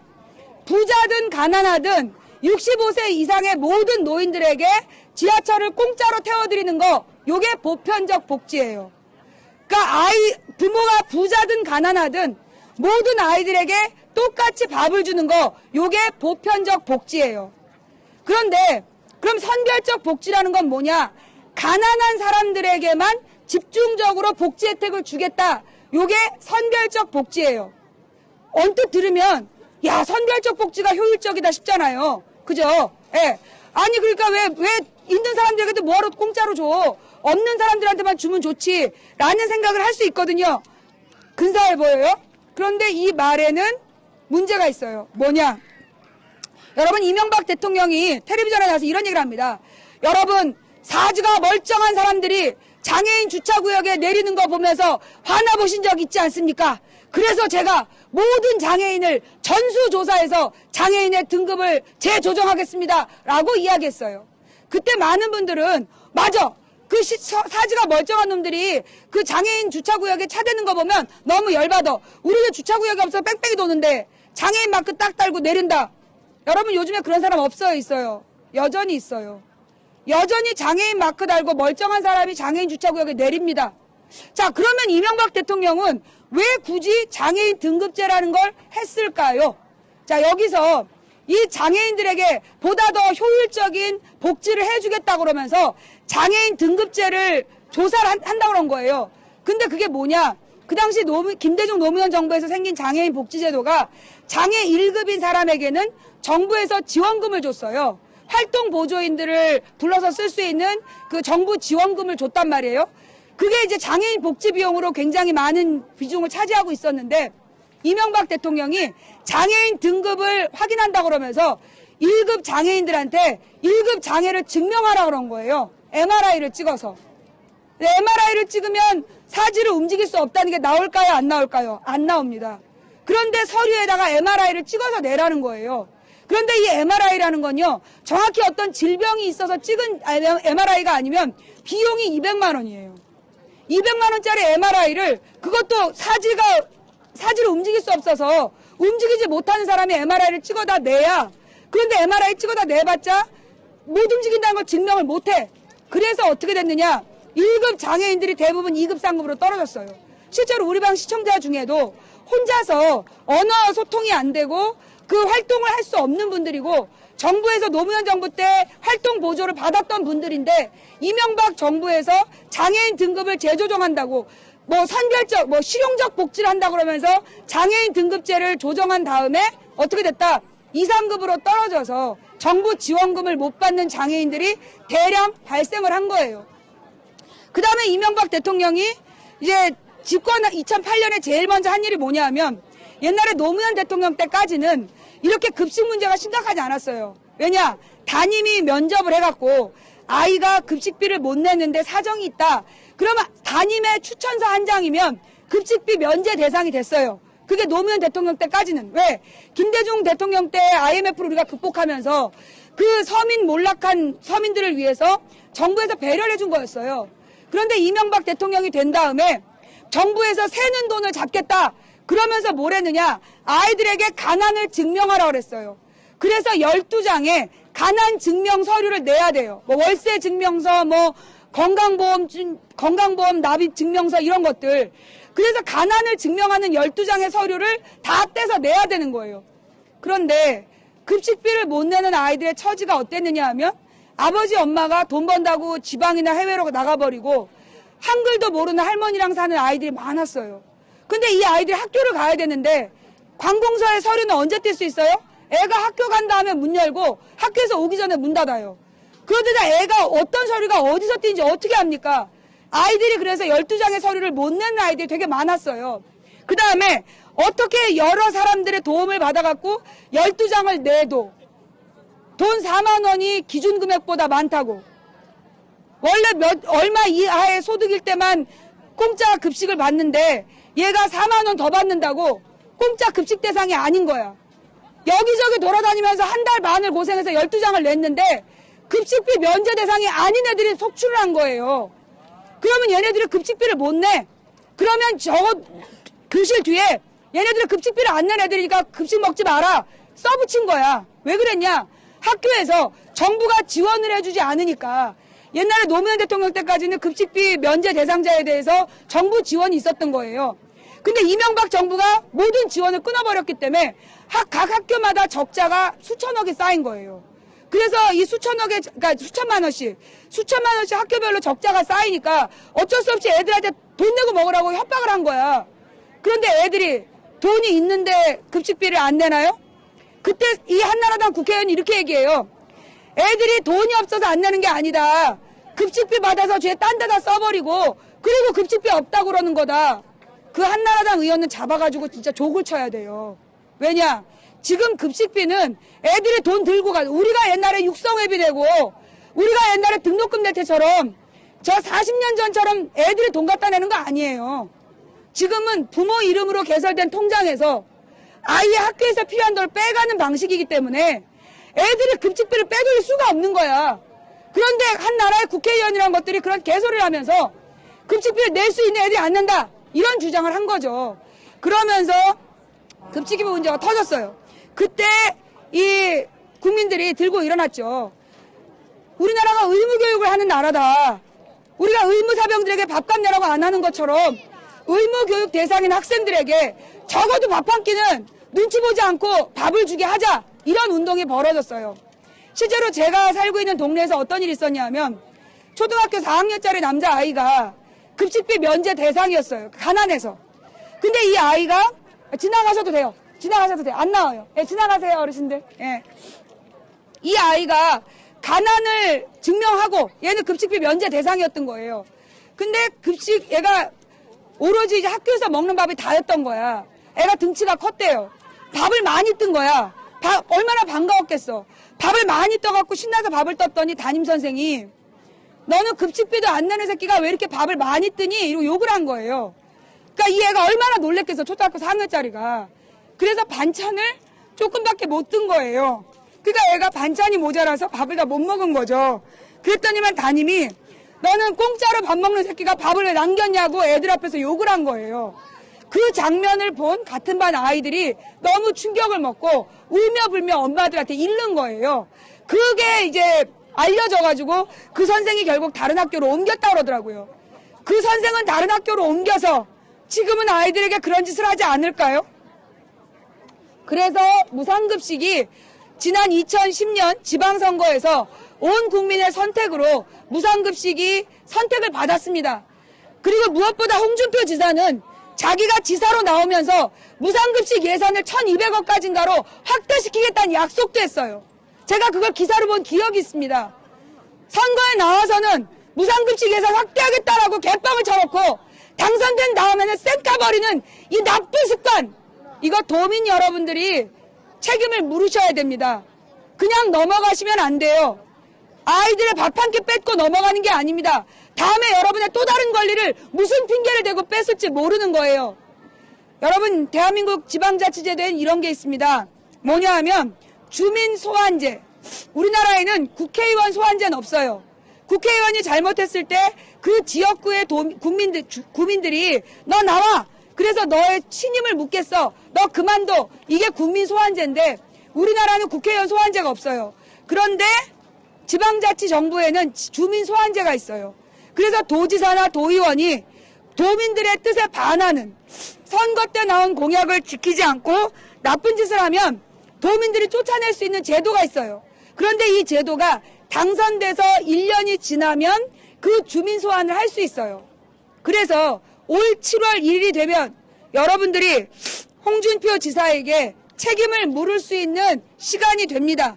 그래서 안전관리소에서 알립니다. 관광객 여러분 중에 강병석 씨 되시는 분은 지갑을 안전관리소에서 보관하고 있으니 안전관리소로 이번 건은 홍준표 지사 쪽에서 요청한 거 맞죠? 알립니다. 고맙습니다. 고맙습니다. 너무 예뻐. 고마워요. 지갑을 안전관리소에서 보관하고 초민이 학생이 휴지를 주고 갔어요. 예. 안전관리소로 와주시면 감사하겠습니다. 아유, 더러워. 죄송합니다. 예. 다시 한번 알립니다. 창원 문성대학 유아교육과 한태현 뭐 여기 온 관광객 이름을 다 부를 건가 봐. 자, 지금 안내방송이 또 나온 관계로 여기서 5시까지 방송하겠습니다. 예. 제가 여기서 4시에 갈 예정이었는데요. 지금 안내방송이 2번 나온 관계로 저분이 제 팬인가 봐요. 여기 진해역에서 1시간 더 방송하라고?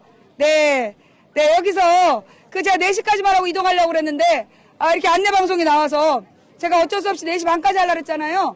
네, 근데 안내방송이 또 나왔어요. 5시까지 해야 될 것 같네요. 네, 그래요. 자, 그럼 하던 얘기 좀 아까 너무 지저분해서 죄송합니다. 콧물이 너무 나와갖고. 예. 자, 이 무상급식 이야기. 예.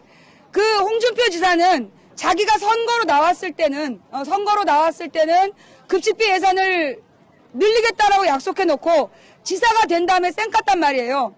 근데 이 쌩 깐 게 왜 그러냐? 주민 소환제 안 될 거다. 옛날에 오세훈 시장이 서울시에서 무상급식을 반대하는 주민투표를 하겠다 그랬어요. 그런데 그 투표가 무산됐어요. 그 투표 정족수가 안 돼서 무산이 됐거든요. 그러니까 홍준표 지사는 그런 생각을 하는 것 같아요.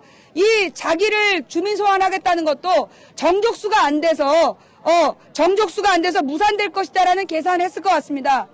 여기서 큰 차이가 있어요. 오세훈 시장은 무상급식 주지 말란 투표를 하자 그런 거야. 그래서 정족수 미달이 된 거예요. 아니, 우리 서울 시민들이 무상급식을 선택한 거야. 근데 지금 홍준표 지사는 무상급식을 없애겠다. 그런 자기에 대해서 불신임 투표를 무산될 거라고 보는 거예요. 경남 도민 여러분 어떻게 하시겠습니까? 홍준표 지사 저렇게 자신만만하게 자기가 잘하고 있다라고 생각하게 그냥 두실 겁니까? 제가 방법을 하나 조언해 드리자면 이게 지금 경남 도민이 한 270만 된다 그래요? 그럼 이제 경남 도민의 20만 명이 서명을 해야 주민소환 투표가 시작이 됩니다. 그러면 20%면 54만 명이 그 서명을 해야 돼요. 자, 그럼 이 54만 명을 어디서 모으지요? 자, 5만 4천 명의 그 분노한 경남 시민을 모으세요. 제가 볼 때 우리 학부모님들만 해도 5만 4천 명은 될 것 같아. 경남도의 학부모님 5만 4천 명이 서명용지 10장짜리 서명용지를 받는 거야.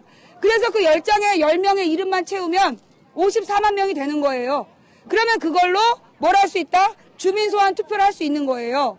자, 뭐 이렇게 그래서 뭐 투표를 할 수 있을지 없을지는 잘 모르겠습니다. 그냥 뭐 그런 방법이 있다라는 거를 알려드리는 거고요. 경남 도민분들 아이들의 밥을 어떻게 하실 건지 궁금하네요.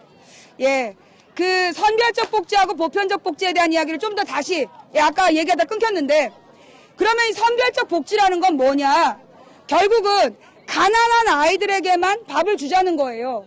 그런데 그 가난한 아이들에게만 밥을 주기 위해서는 아이들이 가난을 입증해야 돼요.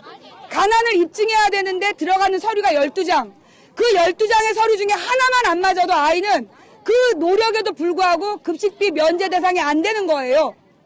그렇게 해서 급식비 면제 대상이 되지 않는 아이들은 돈을 못 내면 밥을 못 먹는 거예요. 그게 선별적 복지입니다. 가난을 입증해야 복지 혜택을 받는 제도, 그게 선별적 복지예요. 자, 여러분, 그러면 가난을 입증한다는 게 얼마나 치사하고 더러운 것입니까? 아이들은, 자, 저는 그렇게 생각해요. 사실 우리 노인분들은요, 가난하고 가난하지 않고 그 책임이 개인에게 있어요. 그 노인분들이 일생을 어떻게 살아왔느냐에 따라서 안전관리소에서 알립니다. 조금 전 문성대학교 지갑을 찾아가시는 학생은 안전관리소로 와주시면 감사하겠습니다. 다시 한번 알립니다. 조금 전 문성대학교 다니는 지갑을 찾아가신 학생은 안전관리소로 와주시면 감사하겠습니다. 왜 가라고 그러고 오라고 그러고 계속하지? 우리 망치부인 방송이 되게 무서운가 봐요. 아까는 지갑을 찾아가려더니 조금 아까 지갑 찾아가는데 또 오래. 자, 지금 이제 4시라서요. 원래는 제가 지금 정우상가로 이동을 해야 되는 시간입니다. 여기에서 정우상가까지 몇 분 걸리나요? 예, 지금 정우상가까지 몇 분 걸리나요? 예, 몇 분 정도 걸려요? 30분 정도 걸려요. 우리 학생들, 여기 진해 여고생, 남고생도 있네? 여고생, 미안해요. 바지를 입어서. 미안해요. 진해에 있는 여고생들이에요? 저 망치부인 알아요? 진짜 알아요? 알아서 지금 보러 온 거예요? 땡큐, 고마워요. 혹시 카메라 잠깐 비춰도 되나? 안 되나? 안 돼요. 지금 학생들이 쫙, 친구랑, 어떤 친구 된다고, 안 친구는 안 된다고? 알았어요. 친구끼리 의가 상하면 안 돼요. 자, 지금 이쪽에 이제 진해 여고생들이 쫙 앉아서 망치부인 안다고 지금 방송 듣고 있습니다. 예. 어디? 세화여고 학생들 반가워요. 그럼 우리 학생들 중에 혹시 이번 무상급식 이야기를 보면서 뭐 혹시 하고 싶은 얘기 있는 사람 있으면 없어요? 혹시 우리 싫어? 없어요? 예. 그래요. 지금 이제 여기 막 학생들까지 나와가지고 아주 재밌게 보고 있는데 네. 이거 이러시면 안 됩니다. 저기 팀장님, 여기 이거 신고 좀 해주세요. 잠시만요. 팀장님. 예, 지금 우리 방송에 대해서 이렇게 하시면요, 요거 업무 방해로 처벌받으실 수 있습니다. 저희가 예. 지금 했던 말에 네네, 자, 잠깐만요. 예.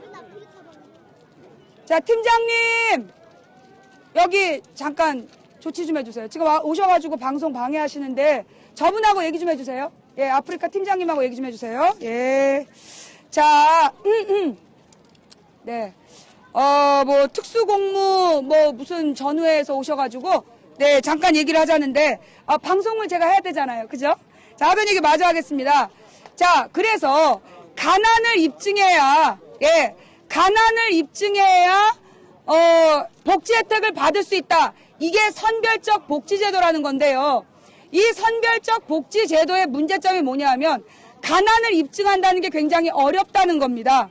그러면서 가난의 입증 그 기준을 굉장히 까다롭게 해요. 아주 어려운 조건으로 가난을 입증하라고 합니다. 그 왜 그러는 걸까요? 왜? 자, 여기에 큰 또 배경이 있어요. 뭐냐 하면 이 보편적 복지와 선별적 복지라는 것은 결국은 뭐냐? 돈이에요, 돈. 이 선별적 복지를 주장하는 사람들이 누구냐 하면 재벌들이에요. 재벌과 언론. 한마디로 대한민국에서 돈을 많이 갖고 있는 사람들이 주장하는 게 선별적 복지예요. 왜냐하면 보편적 복지라는 건 그만큼 많이 가진 부자들이 세금을 많이 내야 보편적 복지라는 게 가능하거든요. 여러분 봐요. 왜 부자 아이들에게 공짜 밥을 주느냐라고 얘기합니다. 저는 부잣집 아이에게 공짜 밥을 주고 부자들에게 많은 세금을 걷는 것이 더 옳다라고 생각합니다. 그게 보편적 복지 핵심이에요. 그래서 부자들에게 세금을 많이 걷어서 대부분의 아이들에게 차별 없이 복지 혜택을 주자, 그런 얘기예요.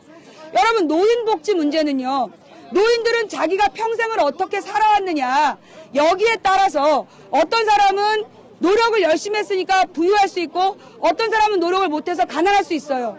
그러면 가난한 자와 가난하지 않은 자가 자기 노력의 결과예요. 하지만 아이들은, 미성년자들은 가난한 부모를 선택할 수가 없어요. 그렇지 않습니까? 아이들이 태어나기 전에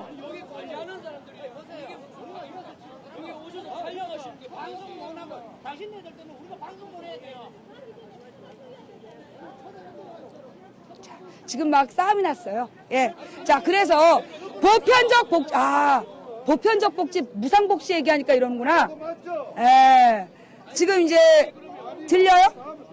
예. 네, 지금 이제 이 보편적 복지 이야기를 하니까 지금 이제 방송방에 저쪽에 싸움 났으니까 저쪽 얘기는 뭐 저기서 알아서 그러고 제가 좀 더 가까이 얘기할까요? 잘 들리세요? 자, 원래 하던 이야기 마저 할게요. 그래서 보편적 복지와 선별적 복지 논쟁의 원인은 뭐냐 하면 결국 부자들에게 세금을 더 걷어서 대부분의 아이들에게 복지 혜택을 주자는 거, 이걸 반대하는 사람들의 목소리가 선별적 복지예요. 선별적 복지는 있는 세금으로 아껴서 가난한 애들한테만 주자. 한마디로 부자들의 세금을 더 많이 걷지 말자. 이런 주장인 거죠. 그래서 여러분들 결국은요, 부자들이 세금을 더 내지 않겠다라는 욕심에서 나온 게 무상급식 폐지 이야기입니다. 자, 그럼 대한민국의 부자들은 돈이 없을까요? 대한민국의 부자들, 지금 우리나라의 주요 대기업이 창고에 쌓아놓고 있는 돈이 500조 원이랍니다. 뭐라고요? 지금 우리나라의 10대 대기업이 창고에 쌓아두고 있는 돈이 500조 원이래요. 자, 그러면 우리나라에서 지금 초등학생부터 대학생까지 만약에 하루에 한 끼 밥을 준다라면 들어가는 총 예산이 1년에 얼마일까요? 한 1000조 정도 들까요? 단 4조 원입니다. 초등학생부터 대학생까지 하루에 한 끼 공짜 밥을 주는데 예산을 많이 잡으면 4조 원 정도가 들어간다 그래요. 결국 부자들은 지금 500조 원이라는 돈을 창고에 쌓아두고 있으면서 아이들에게 밥 한 끼 먹일 돈이 없다고 지금 엄살을 떨고 있는 겁니다. 그래서 보편적 복지가 세금을 먹는 도둑이라는 둥, 그러면서 낭비하는 정책이라는 둥, 그렇게 비난을 하고 있는 거예요. 솔직히 말씀을 드리면 지금 우리나라 10대 기업이 500조 원입니다. 그렇다면 더 넓힌다면 100대 기업은 얼마나 더 많겠습니까? 여러분, 지금 우리나라의 대기업들은 어떻게 해서 돈을 500조 원씩 쌓아놨을까요? 지금 대기업에서 일하는 노동자들이 원래 제대로 돈을 받으려면 연봉 6, 7천만 원 정도를 받아야 됩니다. 그런데 연봉 6, 7천만 원 정도를 받는 노동자들을 지금부터 그러니까 이명박 대통령이 취임하던 그 즈음부터 대량 정리해고를 했어요. 그래서 수천 명을 정리해고를 한 다음에 그 사람들을 다시 비정규직으로 재고용을 합니다. 비정규직으로 다시 고용을 하면 똑같은 일을 하는데 월급은 얼마를 받아요? 절반을 받는 거예요. 그러면서 원래는 2007년, 2005년, 6년경에는 3교대, 8시간씩 3교대를 하면서 연봉 6, 7천을 받았던 노동자들을 대량 해고한 다음에 다시 그 중에 일부를 비정규직으로 재고용을 해요. 그래서 월급을 절반만 줘. 그 다음에 어떻게 하느냐? 12시간 맞교대를 시키는 거예요. 그러면 결국 12시간 맞교대를 한다는 얘기는 뭐냐? 옛날에 3명이 일했는데 2명을 잘라. 그랬다가 1명을 다시 비정규직으로 데려와. 그래서 둘이서 3명이 하던 일을 하라고 그래. 그러면서 나머지 1명에게는 임금을 절반만 줘. 그러면 대기업은 월급을 얼마나 아낄 수 있죠? 한 명 반의 월급을 아낄 수 있는 거예요. 그래서 비정규직을 만들고 노동자를 대량 해고해서 임금을 착취하고, 그런데 일은 12시간씩 시켰기 때문에 매출에는 손해가 없어. 그러니까 해마다 부자가 돼. 그 다음에 이 대기업에서 물건을 만들 때는 처음부터 끝까지 지네가 만들어? 아니에요. 하청업체에서 물건을 만들어요. 그러면 하청업체에서 물건을 만들어서 납부할 때 그때 그 납부하는 그 하청업체에게 제값을 줍니까? 제값을 주지 않아요. 이 중소기업에선 사장님들이 지금 자원값이 올라가서 원자재 값이 올라가서 부품값을 조금만 올려주십시오라고 얘기해요. 그러면 대기업의 과장, 부장 이런 애들이 아유 우리 밥 한 끼 먹어요 이래가지고 술집 가서 뭐 비싼 밥 얻어먹고 여자 나오는 술집 가서 접대 받고 다음날 회사로 들어오라 그래. 그래서 회사에 접대 시커 내놓고 회사 들어가면 사장님 이대로 재계약 하실래요? 입찰하실래요? 이렇게 물어봐요. 입찰이 뭐냐? 당신이 지금 받고 있는 돈으로 받겠느냐? 아니면 다른 경쟁사랑 같이 경쟁해서 납품값을 다시 조정하겠느냐? 그러면 경쟁사가 이 사람이 이만큼 받고 있는데 이만큼 부르겠어요? 더 낮은 가격 부르고 들어옵니다. 그러면 결국 이 사장님은 여기서 경쟁에서 쫓겨난다는 거예요. 어쩔 수 없이 이 가격으로, 낮은 가격으로 계속 갈 수밖에 없는 거죠. 그래서 입찰하겠다라는 그 협박으로 중소기업에게는 제대로 된 납품값을 주지 않고, 그럼 중소기업 사장님은 아니 이게 일한 노동자들한테 월급을 줘야 되는데 대기업에서 돈을 안 줘. 그러니까 어떻게 해요? 계속 돈을 미루다 부도를 내는 거야. 그리고 다시 다른 사람 이름으로 회사를 만들어서 납품을 하는 거죠. 그러면 노동자들은 월급을 몇 달씩 뺏기다가 결국 부도 나서 실업자가 되는 거예요. 아니면 그 외국인 노동자들을 쓰죠. 외국인 노동자를 중소기업에서 불러갖고 쓰다가 뭐라 그래요? 너가 지금 이제 돈을 일부를 너 혹시 중간 도망갈지 모르니까 네 월급의 30%씩 회사에 맡겨라. 그래서 30%씩 안 줘. 그게 한 몇 달 쌓여. 그러면 이게 30%씩만 쌓여도 그게 몇백만 원 되잖아요. 그 돈을 아끼기 위해서 얘 불법 노동자예요. 그러면서 고발해버리는 거예요. 그렇게 해서 한국인 노동자의 일자리를 외국인 노동자를 이용해서 뺏고, 그 다음에 원래 정규직 노동자가 받아야 될 돈을 대량 해고하고 비정규직으로 바꿔서 뺏고, 그래서 지금 창고에 쌓인 돈이 500조 원이에요. 지금 아이들이 밥값을 못 내는 이유는 다른 게 아닙니다. 아버지들이 월급을 제대로 못 받아서 그래요. 이전에 4, 5천만 원 받던 아버지들이 연봉이 2, 3천으로 떨어졌기 때문에 모든 돈이 부족해진 거예요. 물가는 계속 올라가고, 그러니까 아이들이 급식비를 못 내는 거거든요. 과연 급식비를 못 내는 게 가난한 아버지의 탓일까요? 그 아버지의 가난은 그 아버지의 무능 탓일까요? 열심히 일해도 8시간 일하고 6, 7천 받던 아버지들에게 12시간 일하고 2, 3천 받으라는 나라, 그런 기업, 그 기업을 위해서 모든 규제를 풀고 대기업 편만 들어주는 나라, 그 나라와 기업이 우리의 아버지들을 가난하게 만들고 우리 아이들에게 눈칫밥을 강요하고 있는 것이 아닐까요? 자, 오늘 지금까지 진해 경화역에서 보내드린, 사실은 제가 여기서 5시까지 하려고 그랬는데 5시까지 하려고 그랬는데 우리 또 저기 정우상가에서 기다리고 계시는 분들이 계셔서 오늘 뭐 이 정도 하고 이동하겠습니다. 자, 우리 진해역 생방송, 진해 경화역 생방송 어떻게 보셨습니까? 중간에 방송을 방해하려는 많은 노력들이 있었지만 이렇게 여기까지 마무리할 수 있어서 대단히 감사합니다.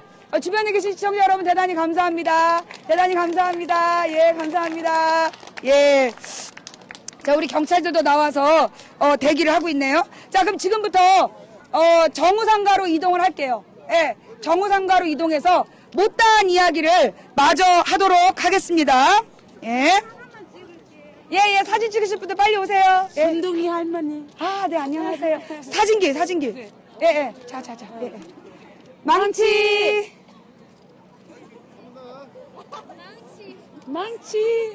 감사합니다. 예. 네, 감사합니다. 그러고 보니까 전화가 안 됐다.